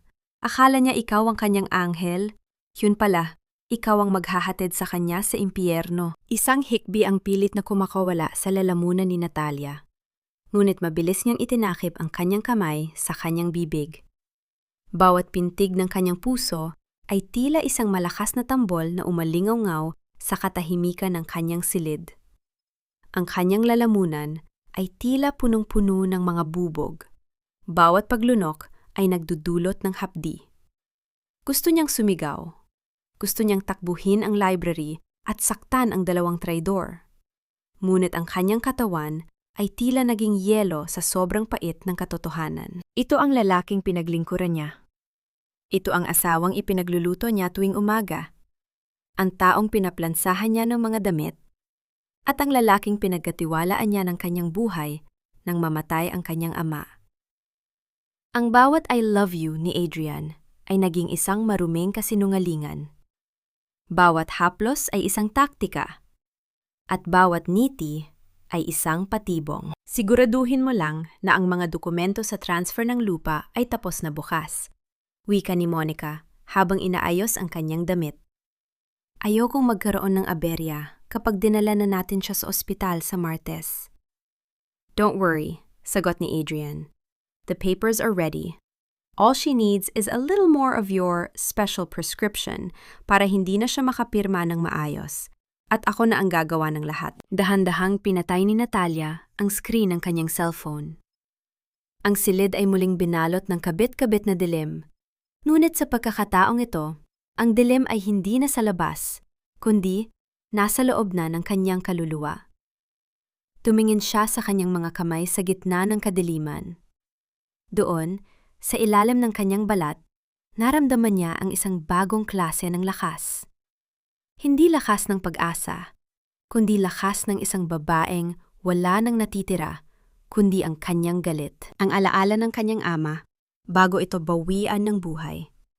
Sabi ng kanyang ama, Natalia, huwag kang bibitiw sa katotohanan, dahil yan lang ang magliligtas sa iyo. Ngayon, alam na niya ang ibig sabihin ng kanyang ama. Ang katotohanan ay masakit, mapait, at nakakawasak. Ngunit ito rin ang tanging susi sa kanyang kalayaan. Mula sa labas ng pinto, narinig niya ang tunog ng papalapit na mga yapak ni Adrian. Ang bawat tunog ng sapatos nito sa sahig ay tila nagbababala ng kamatayan. Mabilis na isiniksik ni Natalia ang kanyang cellphone sa ilalim ng kanyang unan at nagkunwaring natutulog. Bumukas ang pinto. Naramdaman niya ang liwanag mula sa hallway na tumama sa kanyang mga talukap. Narinig niya ang mabigat na paghinga ni Adrian habang lumalapit ito sa kanyang kama. "Sweetheart, gising ka ba?" Bulong ng asawa. Ang boses ay punong-puno ng huwad na lambing na dati ay nagpapakilig sa kanya, ngunit ngayon ay nagdudulot ng matinding pagkasuklam. Hindi gumalaw si Natalia. Nanatili siyang estatwa. Pinipigilan ang nanginginig niyang kalamnan.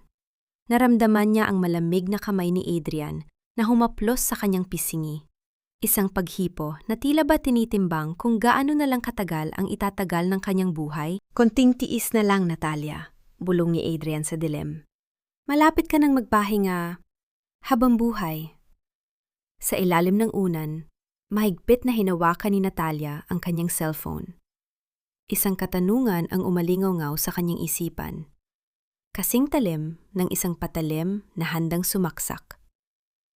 Sa Martes, sino kaya sa kanila ang tunay na magpapaalam sa mundong kinalakihan nila? Ang bawat paghinga ni Natalia ay tila isang nakakasuffocate na usok na nagmumula sa isang bahay na nasusunog. Kinabukasan, pagkatapos marinig ang hatol ng kamatayan mula sa sarili niyang asawa, alam niyang hindi na sapat ang magtago lamang sa dilim. Kailangan niya ng isang katuwang. Isang taong hindi kontrolado ng mga kasinungalingan ni Adrian. Nang makaalis si Adrian patungo sa ospital, at si Lola Estela naman ay abala sa kanyang harden. Mabilis na lumapit si Natalia kay Nanay Rosa. Ang matandang katulong ay kasalukuyang nagpupunas ng mga dekorasyong kristal sa sala. Ang kanyang mga mata ay laging nakamasid sa bawat sulok ng bahay. "Nanay Rosa, kailangan ko ang iyong tulong," pabulong na sabi ni Natalia. Ang kanyang boses ay nanginghinig, ngunit may determinasyon. "Kailangan kong makausap si Attorney Valderrama. Siya lang ang pinagkakatiwalaan ni Itay." Nanlamig ang mukha ni Nanay Rosa. "Ma'am, baka mahuli kayo. Alam niyo namang bantay sarado ang bawat linya ng telepono rito. Dito natin gagamitin ang lumang cellphone ni Itay na nasa bodega," sagot ni Natalia. "Naitago ko yon bago pa man kunin ni Adrian ang lahat ng gamit niya.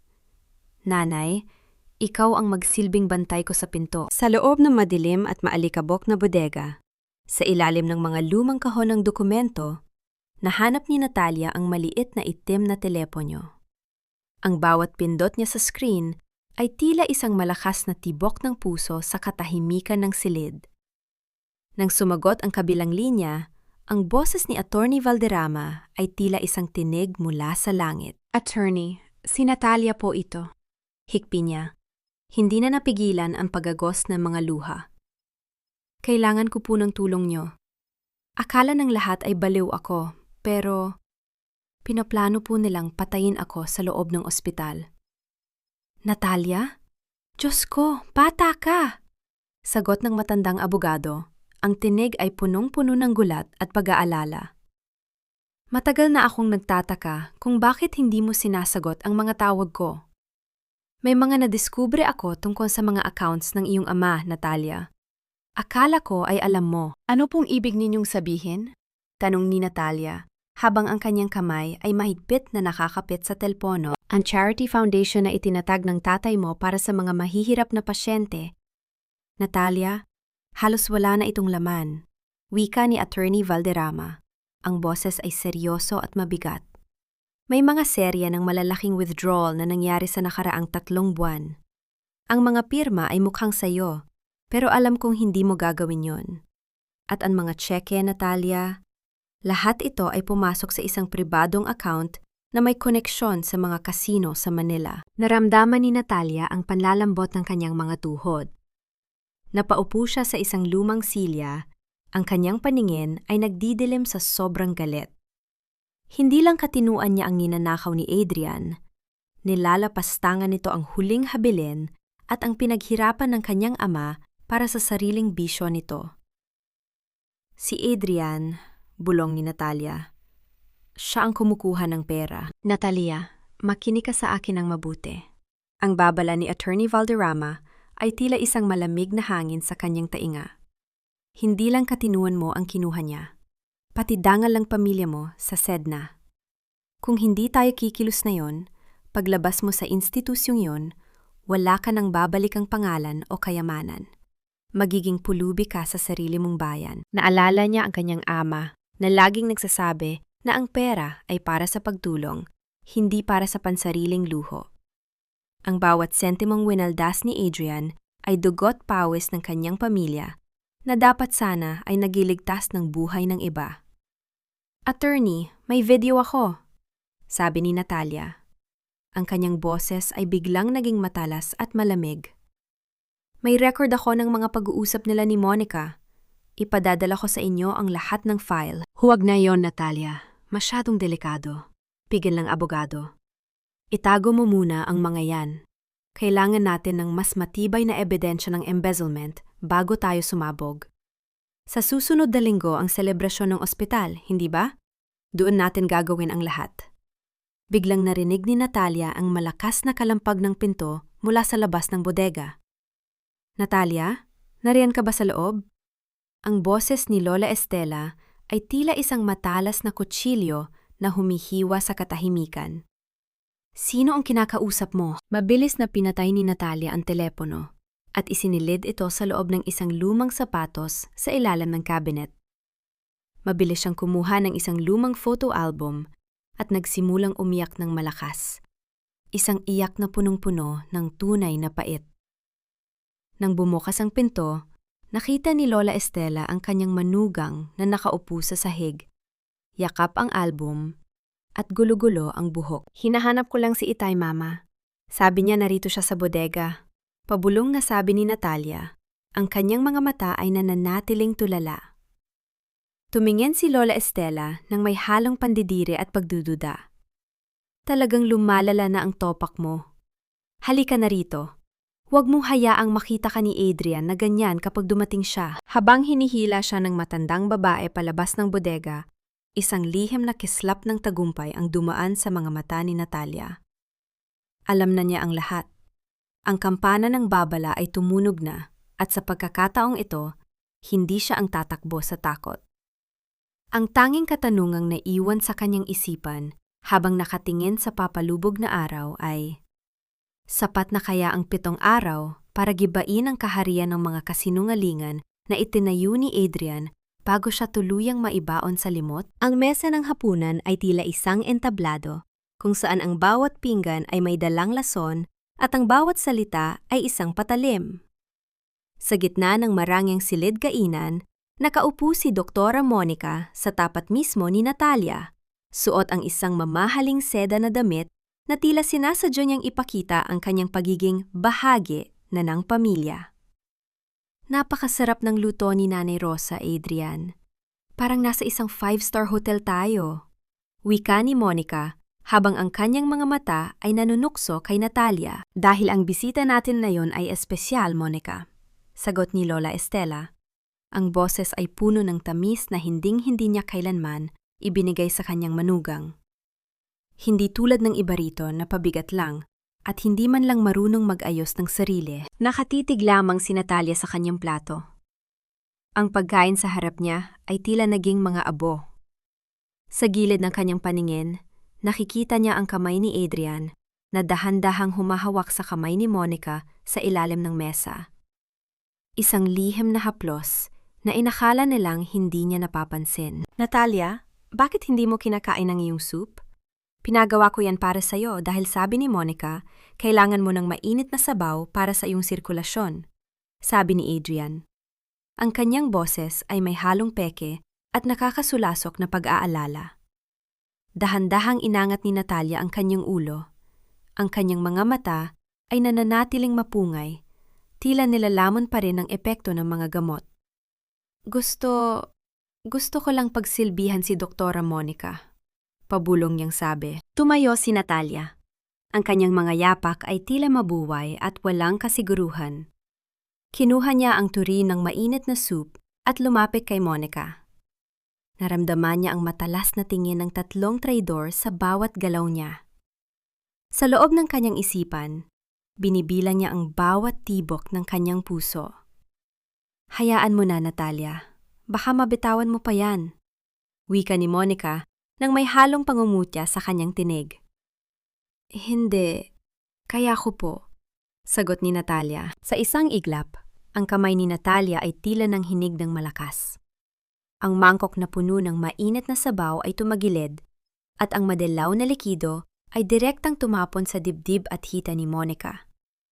Ang tunog ng pagtalsik ng sabaw sa mamahaling tela ay sinundan ng isang matinis na sigaw mula sa doktor. "Ano ba? Ang dumi-dumi mo talagang kumilos!" Bulyaw ni Monica habang mabilis na tumatayo, pilit na pinapagpag ang mainit na sabaw sa kanyang damit. Patawad po, hindi ko sinasadya." Angal ni Natalia. Ang kanyang boses ay tila isang batang natatakot habang dahan-dahang siyang umaatras. "Natalia!" Ang boses ni Adrian ay umalingaw-ngaw sa buong silid, puno ng hindi mapigilang poot. Bago pa makakilos si Natalia, isang mabilis at malakas na sampal ang dumapo sa kanyang pisngi. Ang tunog ng palad ni Adrian na tumama sa kanyang balat ay tila isang pagputok sa gitna ng nakabibinging katahimikan. Ang lakas ng impact ay naging dahilan upang mapaling ang ulo ni Natalia at mapaupo siya sa sahig. Naramdaman ni Natalia ang matinding hapdi at ang pag-init ng kanyang pisngi. Ang lasa ng dugo ay nagsimulang gumapang sa loob ng kanyang bibig. Ngunit sa ilalim ng sakit, may isang bahagi ng kanyang pagkatao ang nakaramdam ng katuwaan. Sa wakas, ang maskara ng perpektong asawa ni Adrian ay tuluyan ng nagkaroon ng lamat sa harap ng lahat. "Wala ka talagang silbi. Baliw na, tanga pa!" Sigaw ni Lola Estela habang inaalalayan si Monica. Lumapit si Adrian kay Natalia. Ang kanyang mga mata ay nanlilisik sa galit. Ang kanyang hininga ay mabigat at puno ng pagbabanta. Hinawakan niya ang panga ni Natalia at pilit itong inangat. "Hanggang kailan mo ba papahiyain ang pangalan ko, Natalia? Hindi mo ba nakikita kung gaano kabait si Monica sa'yo at ito pa ang isusukli mo?" Dahan-dahang inangat ni Natalia ang kanyang mga mata. Sa gitna ng kanyang gulugulong buhok at nanginginig na katawan, isang maliit na ngiti ang sumilay sa kanyang mga labi. Isang ngiting hindi nakita ni Adrian dahil sa dilim ng kinalalagyan nila. Ngunit naramdaman nito ang lamig ng aura ng asawa. "Huwag kang mag-alala, Adrian," pabulong na sabi ni Natalia. Ang kanyang tinig ay biglang naging kalmado at buo. "Malapit na akong gumaling. Malapit na." Ang kislap sa mga mata ni Natalia ay naging dahilan upang biglang mapabitaw si Adrian. May isang bagay sa tinig ng asawa na hindi niya maipaliwanag. Isang bagay na nagpapatayo ng kanyang balahibo. Tila hindi na ang baliw na asawa ang kaharap niya, kundi isang estrangero na nagmamasid sa kanya mula sa hukay. "Umakyat ka na sa kwarto mo! Na yan din!" Bulyaw ni Adrian. Pilit na itinatago ang kanyang biglaang kaba. Habang paakyat ng hagdan, hindi lumuluha si Natalia. Hinawakan niya ang kanyang namamagang pisngi. Ang hapdi ay nagsisilbing paalala ng bawat pasakit na kailangan niyang ibalik ng doble. Ay ang pakiramdam ng sariling dugo sa kanyang labi. Isang tanda ng digmaan na siya mismo ang tatapos. Nang makapasok siya sa kanyang silid, kinuha niya ang recording device sa ilalim ng unan. Binuksan niya ang audio record ng hapunan kanina. Ang bawat pangungutya, ang tunog ng sampal, at ang mga masasakit na salita ni na Adrian at Lola Estela ay malinaw na naitala. Isang katanungan ang umalingaw-ngaw sa kanyang isipan habang nakatingin sa kanyang refleksyon sa salamin. Kapag ang lahat ng dumi nila ay nalantad na sa liwanag, sino kaya sa kanila ang unang luluhod para humingi ng tawad na hinding-hindi niya kailanman ibibigay? Isang engranding gabi para sa isang espesyal na babae. Ang Natalia Foundation Gala ang magiging huling alaala nila sa iyo bago ka tuluyang maglaho sa paningin ng mundo. Ang boses ni Adrian ay umalingaw-ngaw sa loob ng silid-aklatan habang tinitingnan niya ang mga imbitasyong may nakaukit na gintong letra. Sa paningin ng publiko, ito ay isang pagdiriwang ng pagmamahal. Isang fundraising event para sa mental health awareness na ipinangalan sa kanyang may sakit na asawa. Ngunit para kay Natalia, ang bawat imbitasyon ay tila isang tiket patungo sa kanyang sariling libingan. Ang irony ng sitwasyon ay tila isang lason na dahan-dahang sumasakal sa kanya. Gagamitin ni Adrian ang kanyang pangalan upang makalikom ng pondo, habang ang tunay na layunin ay ang itago siya habang buhay. Habang nakatayo sa anino ng pasilyo, naramdaman ni Natalia ang panginginig ng kanyang mga kamay. Ngunit hindi ito dahil sa takot, kundi dahil sa matinding pananabik na makitang gumuho ang lahat. Gamit ang tulong ni Nanay Rosa, nagawa niyang magpadala ng isang puting sobre sa opisina ni Adrian kaninang hapon. Isang sobreng walang pangalan, walang address, tanging isang piraso ng papel lamang ang laman na may nakasulat na mga salitang magiging mitsa ng paranoia ng kanyang asawa. Adrian, may dumating na sulat para sa iyo. Iniwan lang daw sa gate kanina.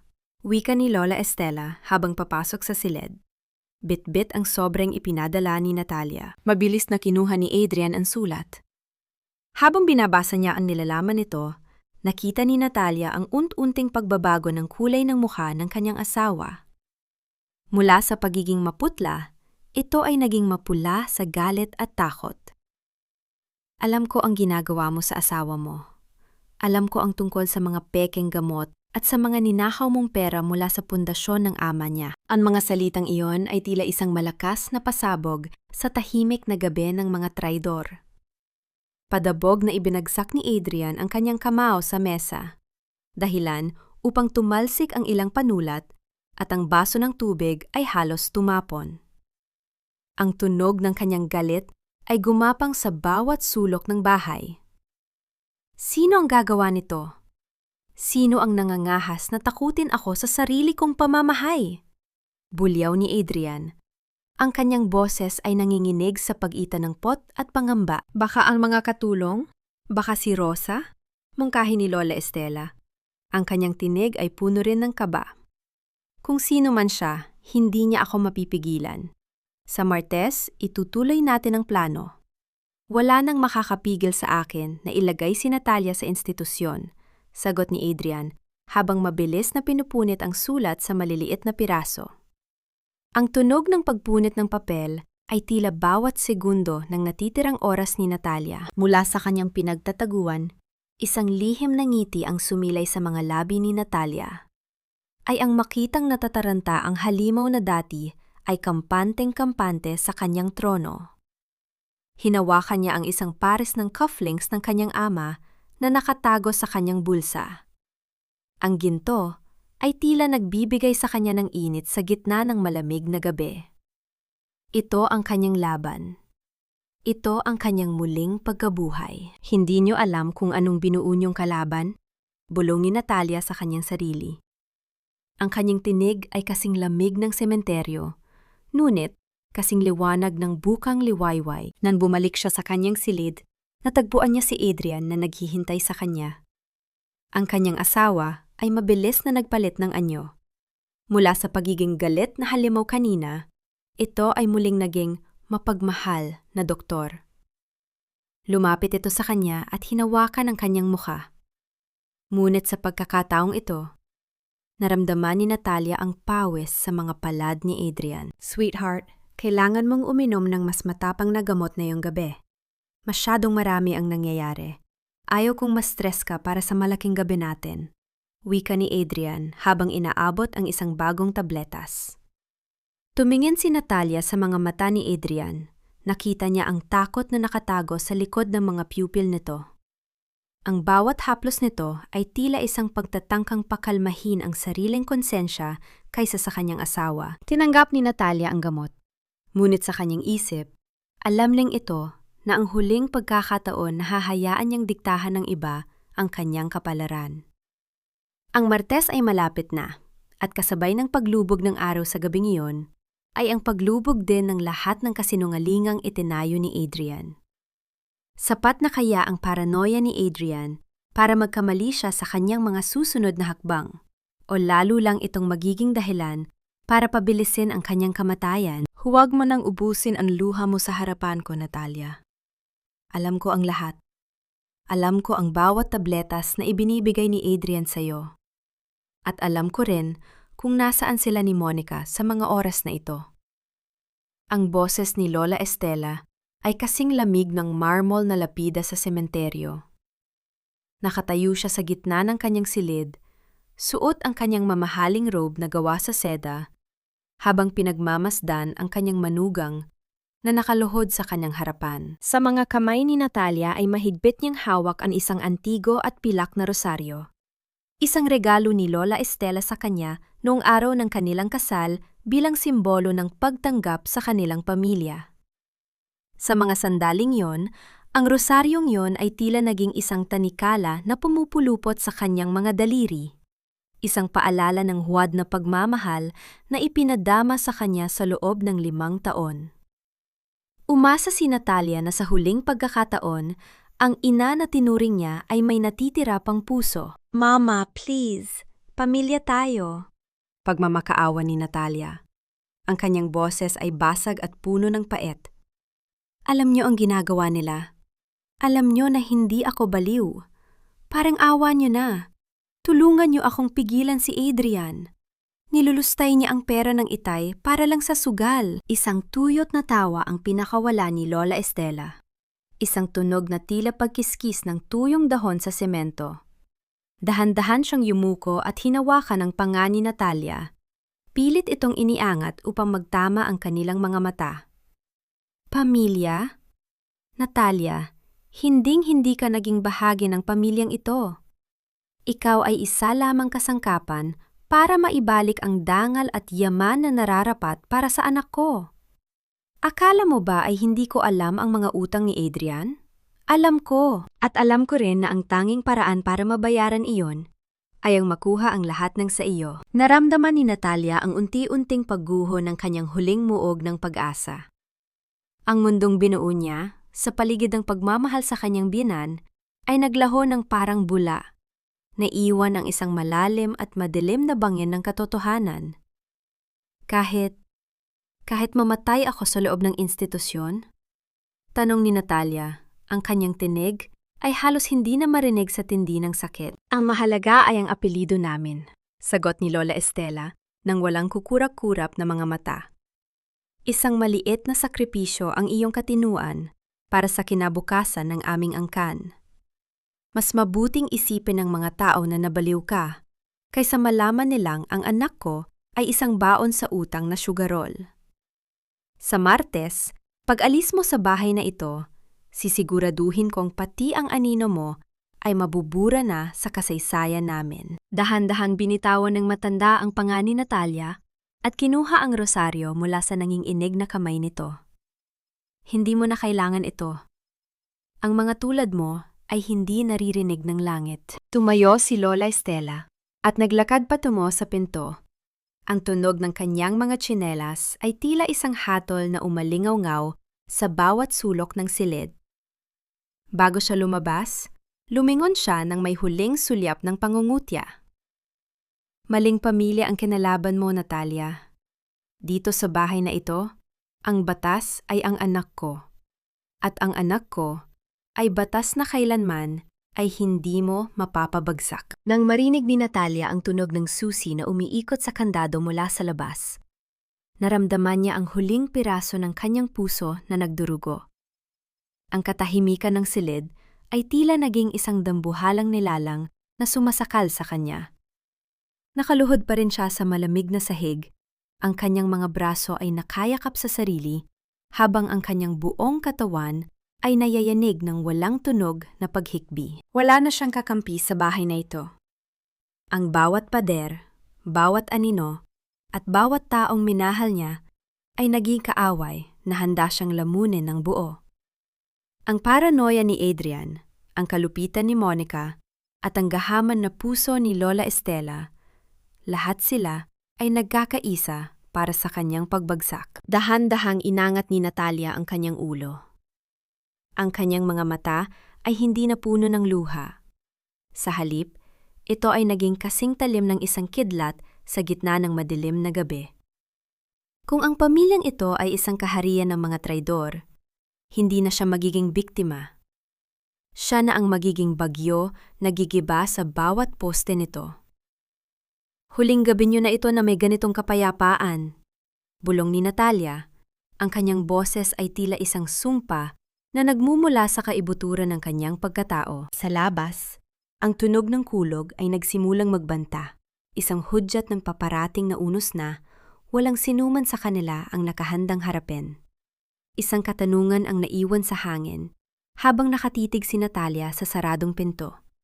Kapag ang lahat ng pinto ay nakasara na, anong klase ng halimaw ang kayang ilabas ng isang babaeng itinulak sa gilid ng bangin? Itay, patawad kung inabot ako ng ganito katagal para makita ang katotohanan. Sa gitna ng kadiliman ng kanyang silid, tanging ang mahinang liwanag ng buwan na tumatagos sa bintana ang nagsisilbing saksi sa huling gabi ni Natalia sa bahay na inakala niyang kanlungan, ngunit naging karsel ng kanyang kaluluwa. Yakap-yakap niya ang isang lumang kuwadro ng kanyang ama. Ang kanyang mga daliri ay dahan-dahang humahaplos sa malamig na salamin nito. Tila ba sinusubukan niyang humugot ng lakas mula sa isang taong matagal nang naghihintay sa kanya sa kabilang buhay. Ang bawat patak ng kanyang luha ay tila mga kristal na bumabasag sa katahimikan ng silid, isang tahimik na panunumpa na ang bawat pait na dinanas niya ay magkakaroon ng katapusan sa pagsikat ng araw. Sa loob ng kanyang bulsa, naramdaman niya ang matigas na anyo ng cellphone at ang recording device. Ang kanyang mga tanging sandata laban sa isang mundong binuo sa kasinungalingan. Dahan-dahang bumukas ang pinto. Sapat na para pumasok si Nanay Rosa na may dalang isang baso ng gatas at isang maliit na sobre. Ang matandang babae ay nanginginig. Ang kanyang mga mata ay puno ng takot, ngunit may determinasyong hinding-hindi matitibag. Ma'am Natalia, ito na po ang huling mga dokumento na hiningi ni Attorney Valderrama, bulong ni Nanay Rosa. Ang kanyang boses ay tila isang hangin na dumaan sa mga tuyong dahon. Nakuha ko ito sa ilalim ng cabinet sa library habang natutulog si Dr. Adrian. Ma'am, mag-iingat kayo bukas. Masyadong malakas ang unos na paparating. Salamat, Nanay Rosa. Salamat sa lahat, sagot ni Natalia habang mahigpit na hinahawakan ang kamay ng matanda. Huwag kang mag-alala. Ang gabi ay malalim, pero ang bukang liwayway ay laging dumarating. Nang makaalis si Nanay Rosa, nanatili si Natalia na nakatitig sa kawalan. Inisip niya ang lahat ng mga sandaling minahal niya si Adrian. Ang bawat halik, bawat yakap, at bawat pang-akong inakala niyang totoo. Ang bawat alaalang yon ay tila mga bubog na dahan-dahang binubunot sa kanyang puso, nag-iiwan ng mga sugat na habang buhay niyang dadalhin. Ang mithiin niya ay hindi lang ang makalaya, kundi ang mabawi ang katinuang matagal nang ninakaw sa kanya. Ngunit ang katahimikan ay biglang nabasag nang marinig niya ang mabibigat at pamilyar na mga yapak ni Adrian sa pasilyo. Ang tunog ng kanyang sapatos sa makintab na sahig ay tila isang orasan na nagbibilang ng huling mga sandali ng kalayaan ni Natalia. Bumukas ang pinto ng malawak. Nakatayo roon si Adrian. Ang kanyang muka ay tila isang maskara ng perpektong pag-aalala. Ngunit ang kanyang mga mata ay nananatiling malamig at walang pakiramdam. May dala siyang isang maliit na tray. At doon, nakapatong ang isang malinaw na lalagyan na may lamang isang ongtiem. Kailangan mo lang itong pampakalma para bukas, sweetheart. Malambing na sabi ni Adrian. Ang kanyang boses ay punong-puno ng huwad na lambing na dati ay nagpapagaan sa loob ni Natalia. Ngunit ngayon ay nagdudulot ng matinding pagkasuklam. Masyadong malaki ang event bukas. I want you to look relaxed. I want you to be quiet. Lumapit ang asawa sa kanya. Ang bawat hakbang nito ay tila isang paglapit ng isang mandaraget sa kanyang biktima. Ang liwanag ng buwan ay tumama sa matulis na dulo ng karayom, dahilan upang kumislap ito ng may panganib.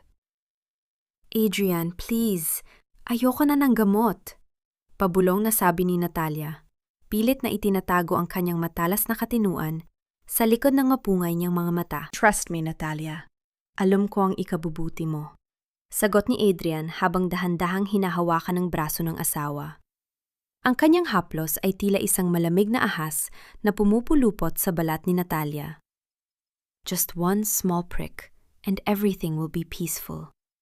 Wala nang takot, wala nang mga boses, wala nang gulo. Naramdaman ni Natalia ang malamig na alkohol sa kanyang balat habang dahan-dahang itinatapat ni Adrian ang dulo ng karayom.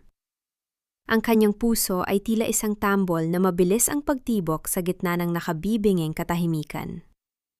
Sa likod ng kanyang isipan, tinatanong niya ang sarili. Ito na ba ang katapusan ng kanyang plano? Mapapatulog ba siya nito bago pa man niya mailantad ang katotohanan sa harap ng buong mundo? Ang dulo ng karayom ay dahan-dahang bumaon sa kanyang balat at kasabay nito ang dahan-dahang pagpindot ni Adrian sa dulo ng hiringgilya. Tulog na, Natalia. Bulong ni Adrian sa kanyang tainga. Ang boses ay tila isang sumpa sa gitna ng dilim. Paggising mo, tapos na ang lahat. Naramdaman ni Natalia ang unti-unting panlalambot ng kanyang mga kalamnan. Ang kanyang paningin ay nagsimulang maging malabo, at ang bawat ingay sa paligid ay tila nagiging isang malayong alingaw-ngaw. Habang dahan-dahan siyang pinipepreno ng gamot, isang huling kaisipan ang sumilay sa kanyang isipan bago siya tuluyang lamunin ng kadiliman. Magigising pa kaya siya sa tamang oras? O ang huling gabi niyang ito ay magiging tulay na patungo sa kanyang habambuhay na pagkakapiit? Ang bawat pilik mata ni Natalia ay tila dambuhalang bakal na ayaw bumukas dahil sa bigat ng gamot na itinurok sa kanya kagabi. Ngunit sa gitna ng kadiliman ng kanyang isipan, may isang maliit na tinig na paulit-ulit na tumatawag sa kanyang pangalan. Ang tinig ng kanyang katuwiran na ayaw magpaubaya sa dilim. Nang dahan-dahan niyang idilat ang kanyang mga mata, ang silid ay puno na ng ingay ng mga taong nagmamadali. Gising na ang ating bituin, narinig ni Natalia ang tinig ni Monica. Ang boses nito ay punong-puno ng mapanirang tuwa. Naramdaman ni Natalia ang mga kamay ni Monica na naglalagay ng makeup sa kanyang mukha. Binibihisan siya ng mga ito na tila ba isa siyang manika na walang buhay. Isang mamahaling gown na kulay pilak ang isinuot sa kanya. Malamig ang tela sa kanyang balat, tila isang balot ng yelo bago ang kanyang huling hantungan. Ang bawat haplos ng brush sa kanyang pisini ay tila isang insulto.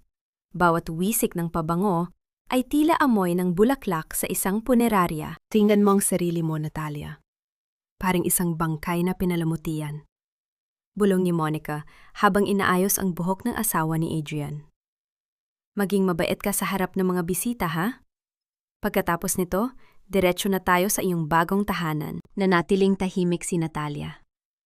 Ang kanyang mga mata ay nananatiling tulala, isang mahusay na pagpapanggap na ang kanyang katinuan ay tuluyan ng nilamon ng chemical.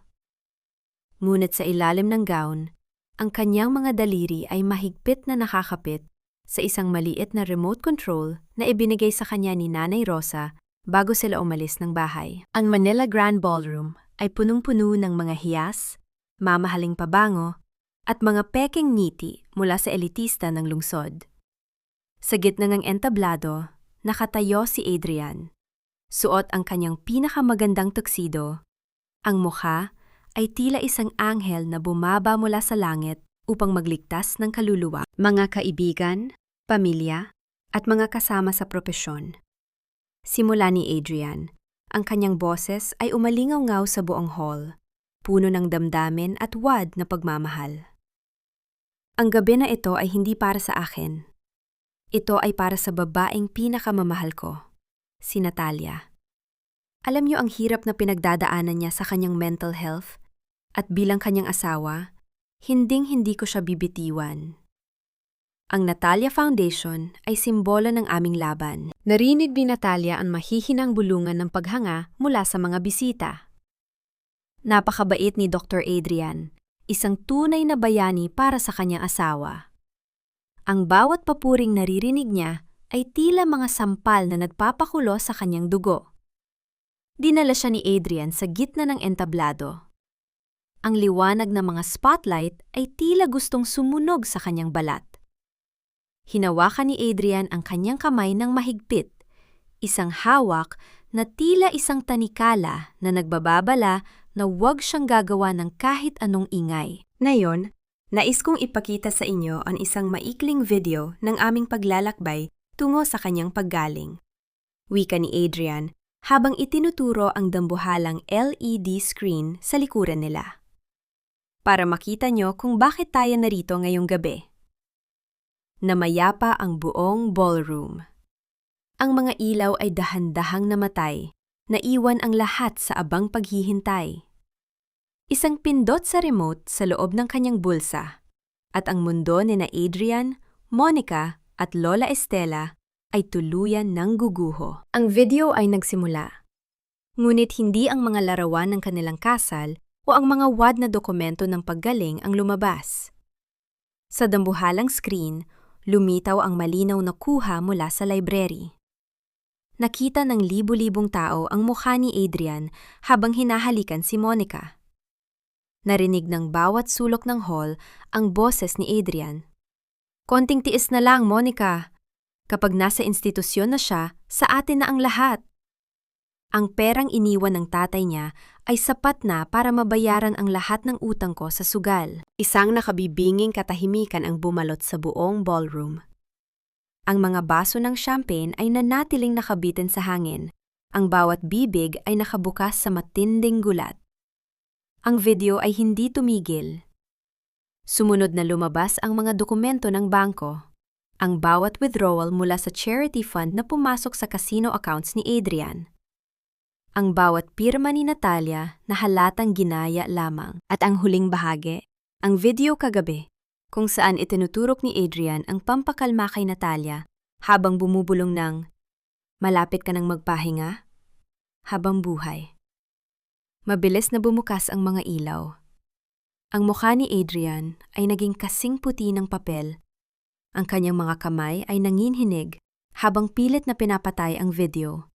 Ngunit huli na ang lahat. Ang mga bisita ay nagsimulang mag-ingay. Ang mga flash ng kamera mula sa media ay tila mga kidlat na tumatama sa mukha ng traidor. Dahan-dahang binitawan ni Natalia ang kamay ni Adrian. Tumayo siya ng tuwid. Ang kanyang mga mata ay hindi natulala, kundi kasing liwanag at kasing talim ng isang rinang muling nabuhay. Kinuha niya ang mikropono mula sa nanginginig na kamay ng kanyang asawa. "Adrian, ang tinig ni Natalia ay buo, matatag, at punong-puno ng otoridad na tila yumayanig sa buong hall.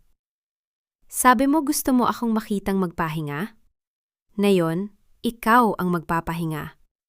Sa likod ng rehas, lumingon si Natalia sa mga tao. Ang kanyang gown ay kumikislap sa ilalim ng liwanag. Ngunit ang kanyang katuwiran ang pinakamaningning sa lahat. "Ang babaeng sinasabi niyong baliw ay narito sa harap niyo, mas gising pa sa inyong lahat. Ang tanging madilim na bahagi ng aking isipan ay ang pagkakataong inakala kong mahal ako ng taong ito." Sa sandaling yon, ang mga pintuan ng ballroom ay bumukas ng malakas. Pumasok ang mga pulis, kasama si Attorney Valderrama, na hawak ang mga orihinal na dokumento ng krimen. Nakita ni Natalia si Lola Estela na pilit na nagtatago sa likod ng mga bisita. Ang mukha ay puno ng matinding kahihiyan. Ang hiya na hinding-hindi na mabubura sa kanilang pangalan. "Dr. Adrian Valeriano, you are under arrest for frustrated murder, embezzlement, and falsification of documents." Wika ng opisyal habang nilalagyan ng posas ang mga kamay na dati ay pilit na sumasakal sa katinuan ni Natalia. Habang hinihila si Adrian palabas, lumingon ito kay Natalia. Ang mga mata ay puno ng pot at kawalan ng pag-asa. Ngunit hindi na natakot si Natalia. Tumingin siya ng diretso sa asawa at muling bumulong ang sapat para marinig nito. "Minsan mong ninakaw ang aking katinuan, pero hinding-hindi mo makukuha ang aking kaluluwa." Ang buong ballroom ay muling binalot ng ingay. Ngunit sa pagkakataong ito ay para sa katarungan.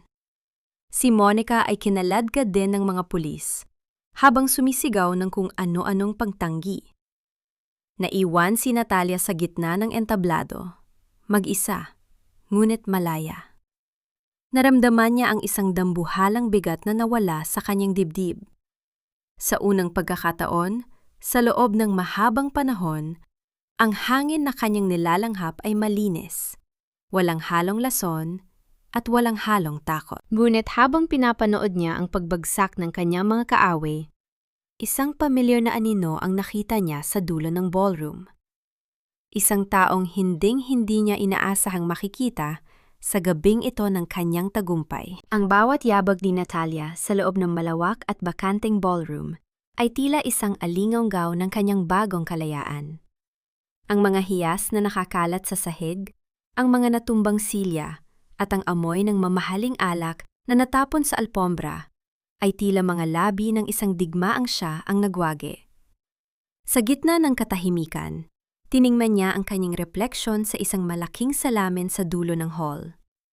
Hindi na ang babaeng maputla at tulala ang nakikita niya, kundi isang babaeng ang mga mata ay muling nagliliyab sa liwanag ng katotohanan. Dahan-dahang lumapit sa kanya ang aninong nakita niya kanina. Hindi ito isang kaaway, kundi si Nanay Rosa, kasama ang kanyang anak na si Gabriel, ang lalaking matagal nang pinag-aaral ni Natalia sa probinsya at lihim na tumutulong sa pangangalap ng impormasyon sa labas. Ang mga mata ni Nanay Rosa ay puno ng luha. Ngunit sa pagkakataong ito, luha ito ng labis na katuwaan. Tapos na, Ma'am Natalia.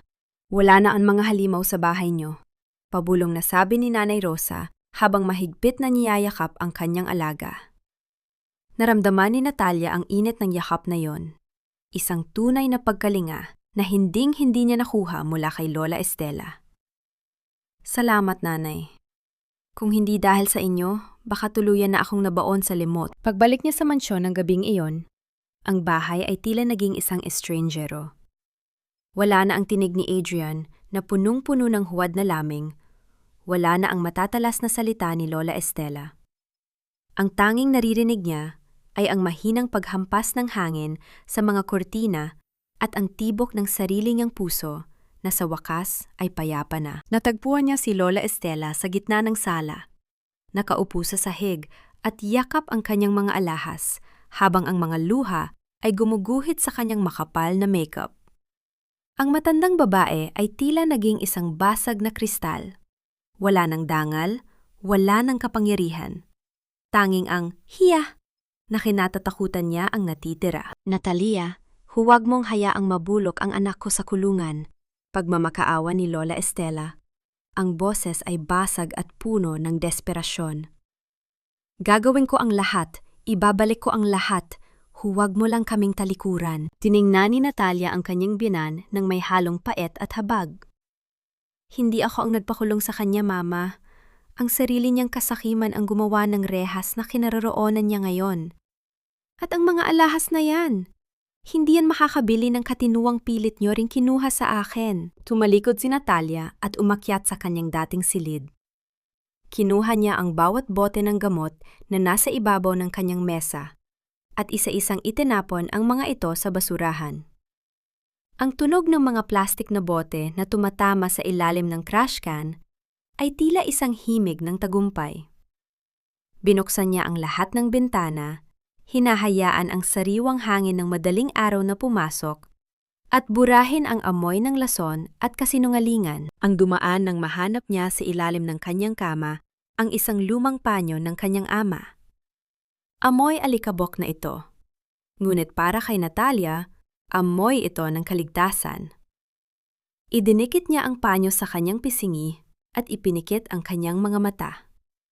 Sa wakas, ang kanyang katinuan ay hindi na isang tanong, kundi isang sandata. Pagkalipas ng ilang araw, sa tulong ni Atty. Valderrama, formal na binawi ni Natalia ang kontrol sa lahat ng ari-arian ng kanyang ama.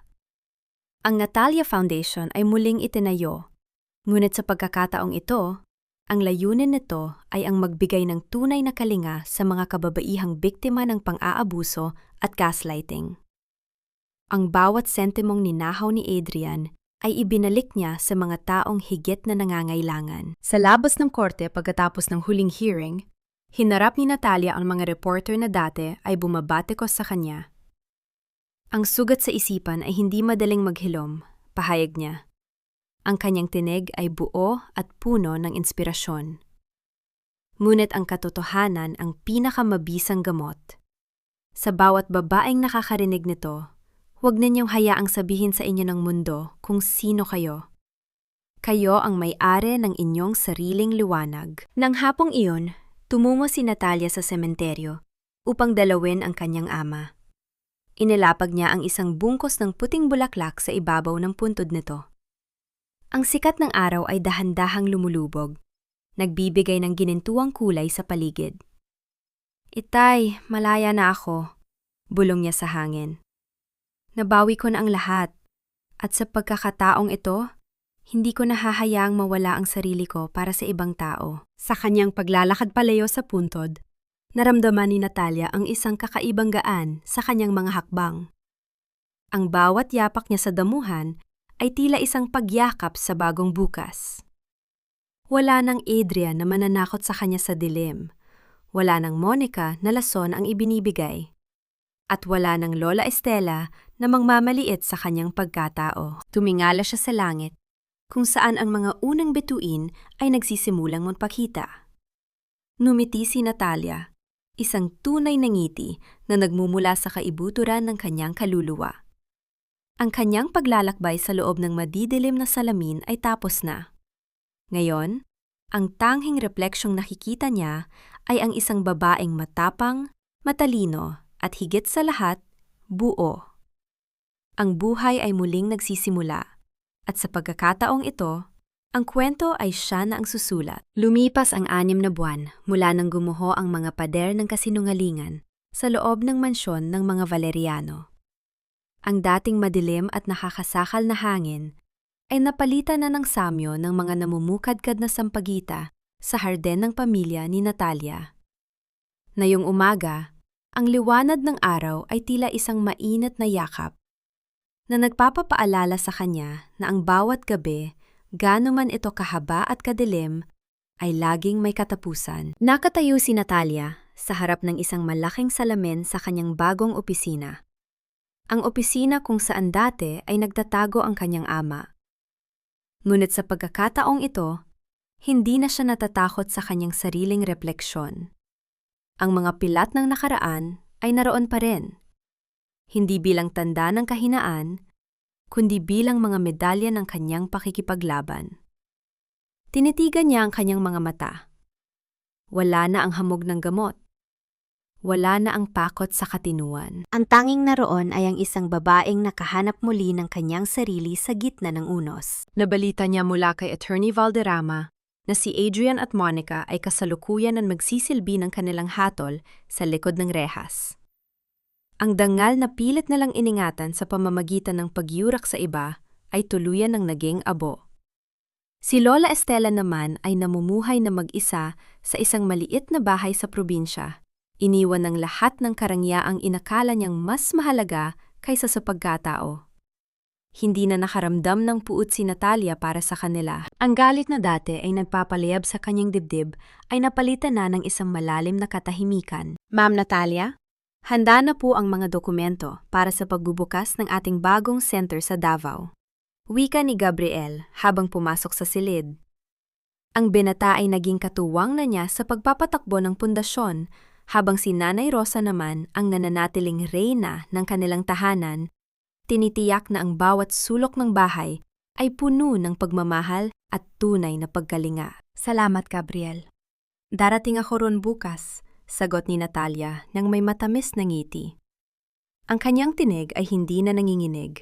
Ito ay buo, malinaw, at puno ng otoridad. Lumapit siya sa bintana at pinanood ang mga ibon na malayang lumilipad sa asul na langit. Naalala niya ang mga gabing inakala niyang hindi na siya gigising pa, ang mga sandaling pinagdudahan niya ang sarili niyang isipan dahil sa bulong ng mga traidor. Ngunit sa huli, ang katotohanan ay tila isang batis na dahan-dahang humuhugas sa bawat dumi ng nakaraan. Ang pagpapatawad ay hindi dumating ng mabilis. Hindi pinatawad ni Natalia si Adrian para sa kabutihan nito, kundi para sa sarili niyang kapayapaan. Pinatawad niya ang kanyang sarili dahil sa pagiging marupok at sa pagpayag na diktahan ng iba ang kanyang halaga. Ang tunay na paghilom ay hindi ang paglimot sa sakit, kundi ang pagtanggap na ang sakit na yon ang humubog sa kanya upang maging mas matatag. Natalia, bulong niya sa kanyang sarili habang nakatingin sa malayo. Malaya ka na. At sa pagkakataong ito, wala nang sinumang makakapagnahaw ng iyong liwanag. Sa bawat paghinga niya, nararamdaman ni Natalia ang tibok ng isang bagong simula. Ang Natalia Foundation ay hindi lamang isang gusali. Ito ay naging isang tahanan para sa mga pusong nawawala, para sa mga isipang pilit na binabasag ng iba, at para sa mga babaeng tulad niya na minsan nang naligaw sa loob ng mga silid ng salamin. Habang dahan-dahang lumulubog ang araw, nag-iwan ito ng kulay kahel at lilang guhit sa langit. Isang sining na tila ipininta para lamang sa kanya. Ang kwento ng kanyang pagkakapiit ay tapos na, at ang kabanata ng kanyang tunay na buhay ay nagsisimula pa lamang. Wala nang lason sa kanyang baso, wala nang bulong sa dilim, tanging ang malakas at tapat na tinig ng kanyang sariling kaluluwa ang naririnig. Ang buhay ay muling naging maganda, hindi dahil ito ay perpekto, kundi dahil ito ay totoo. At sa katotohanang iyon, natagpuan ni Natalia ang pinakamahalagang kayamanan sa lahat. Ang pagtitiwala sa sarili na kailanman ay hindi na muling mababali.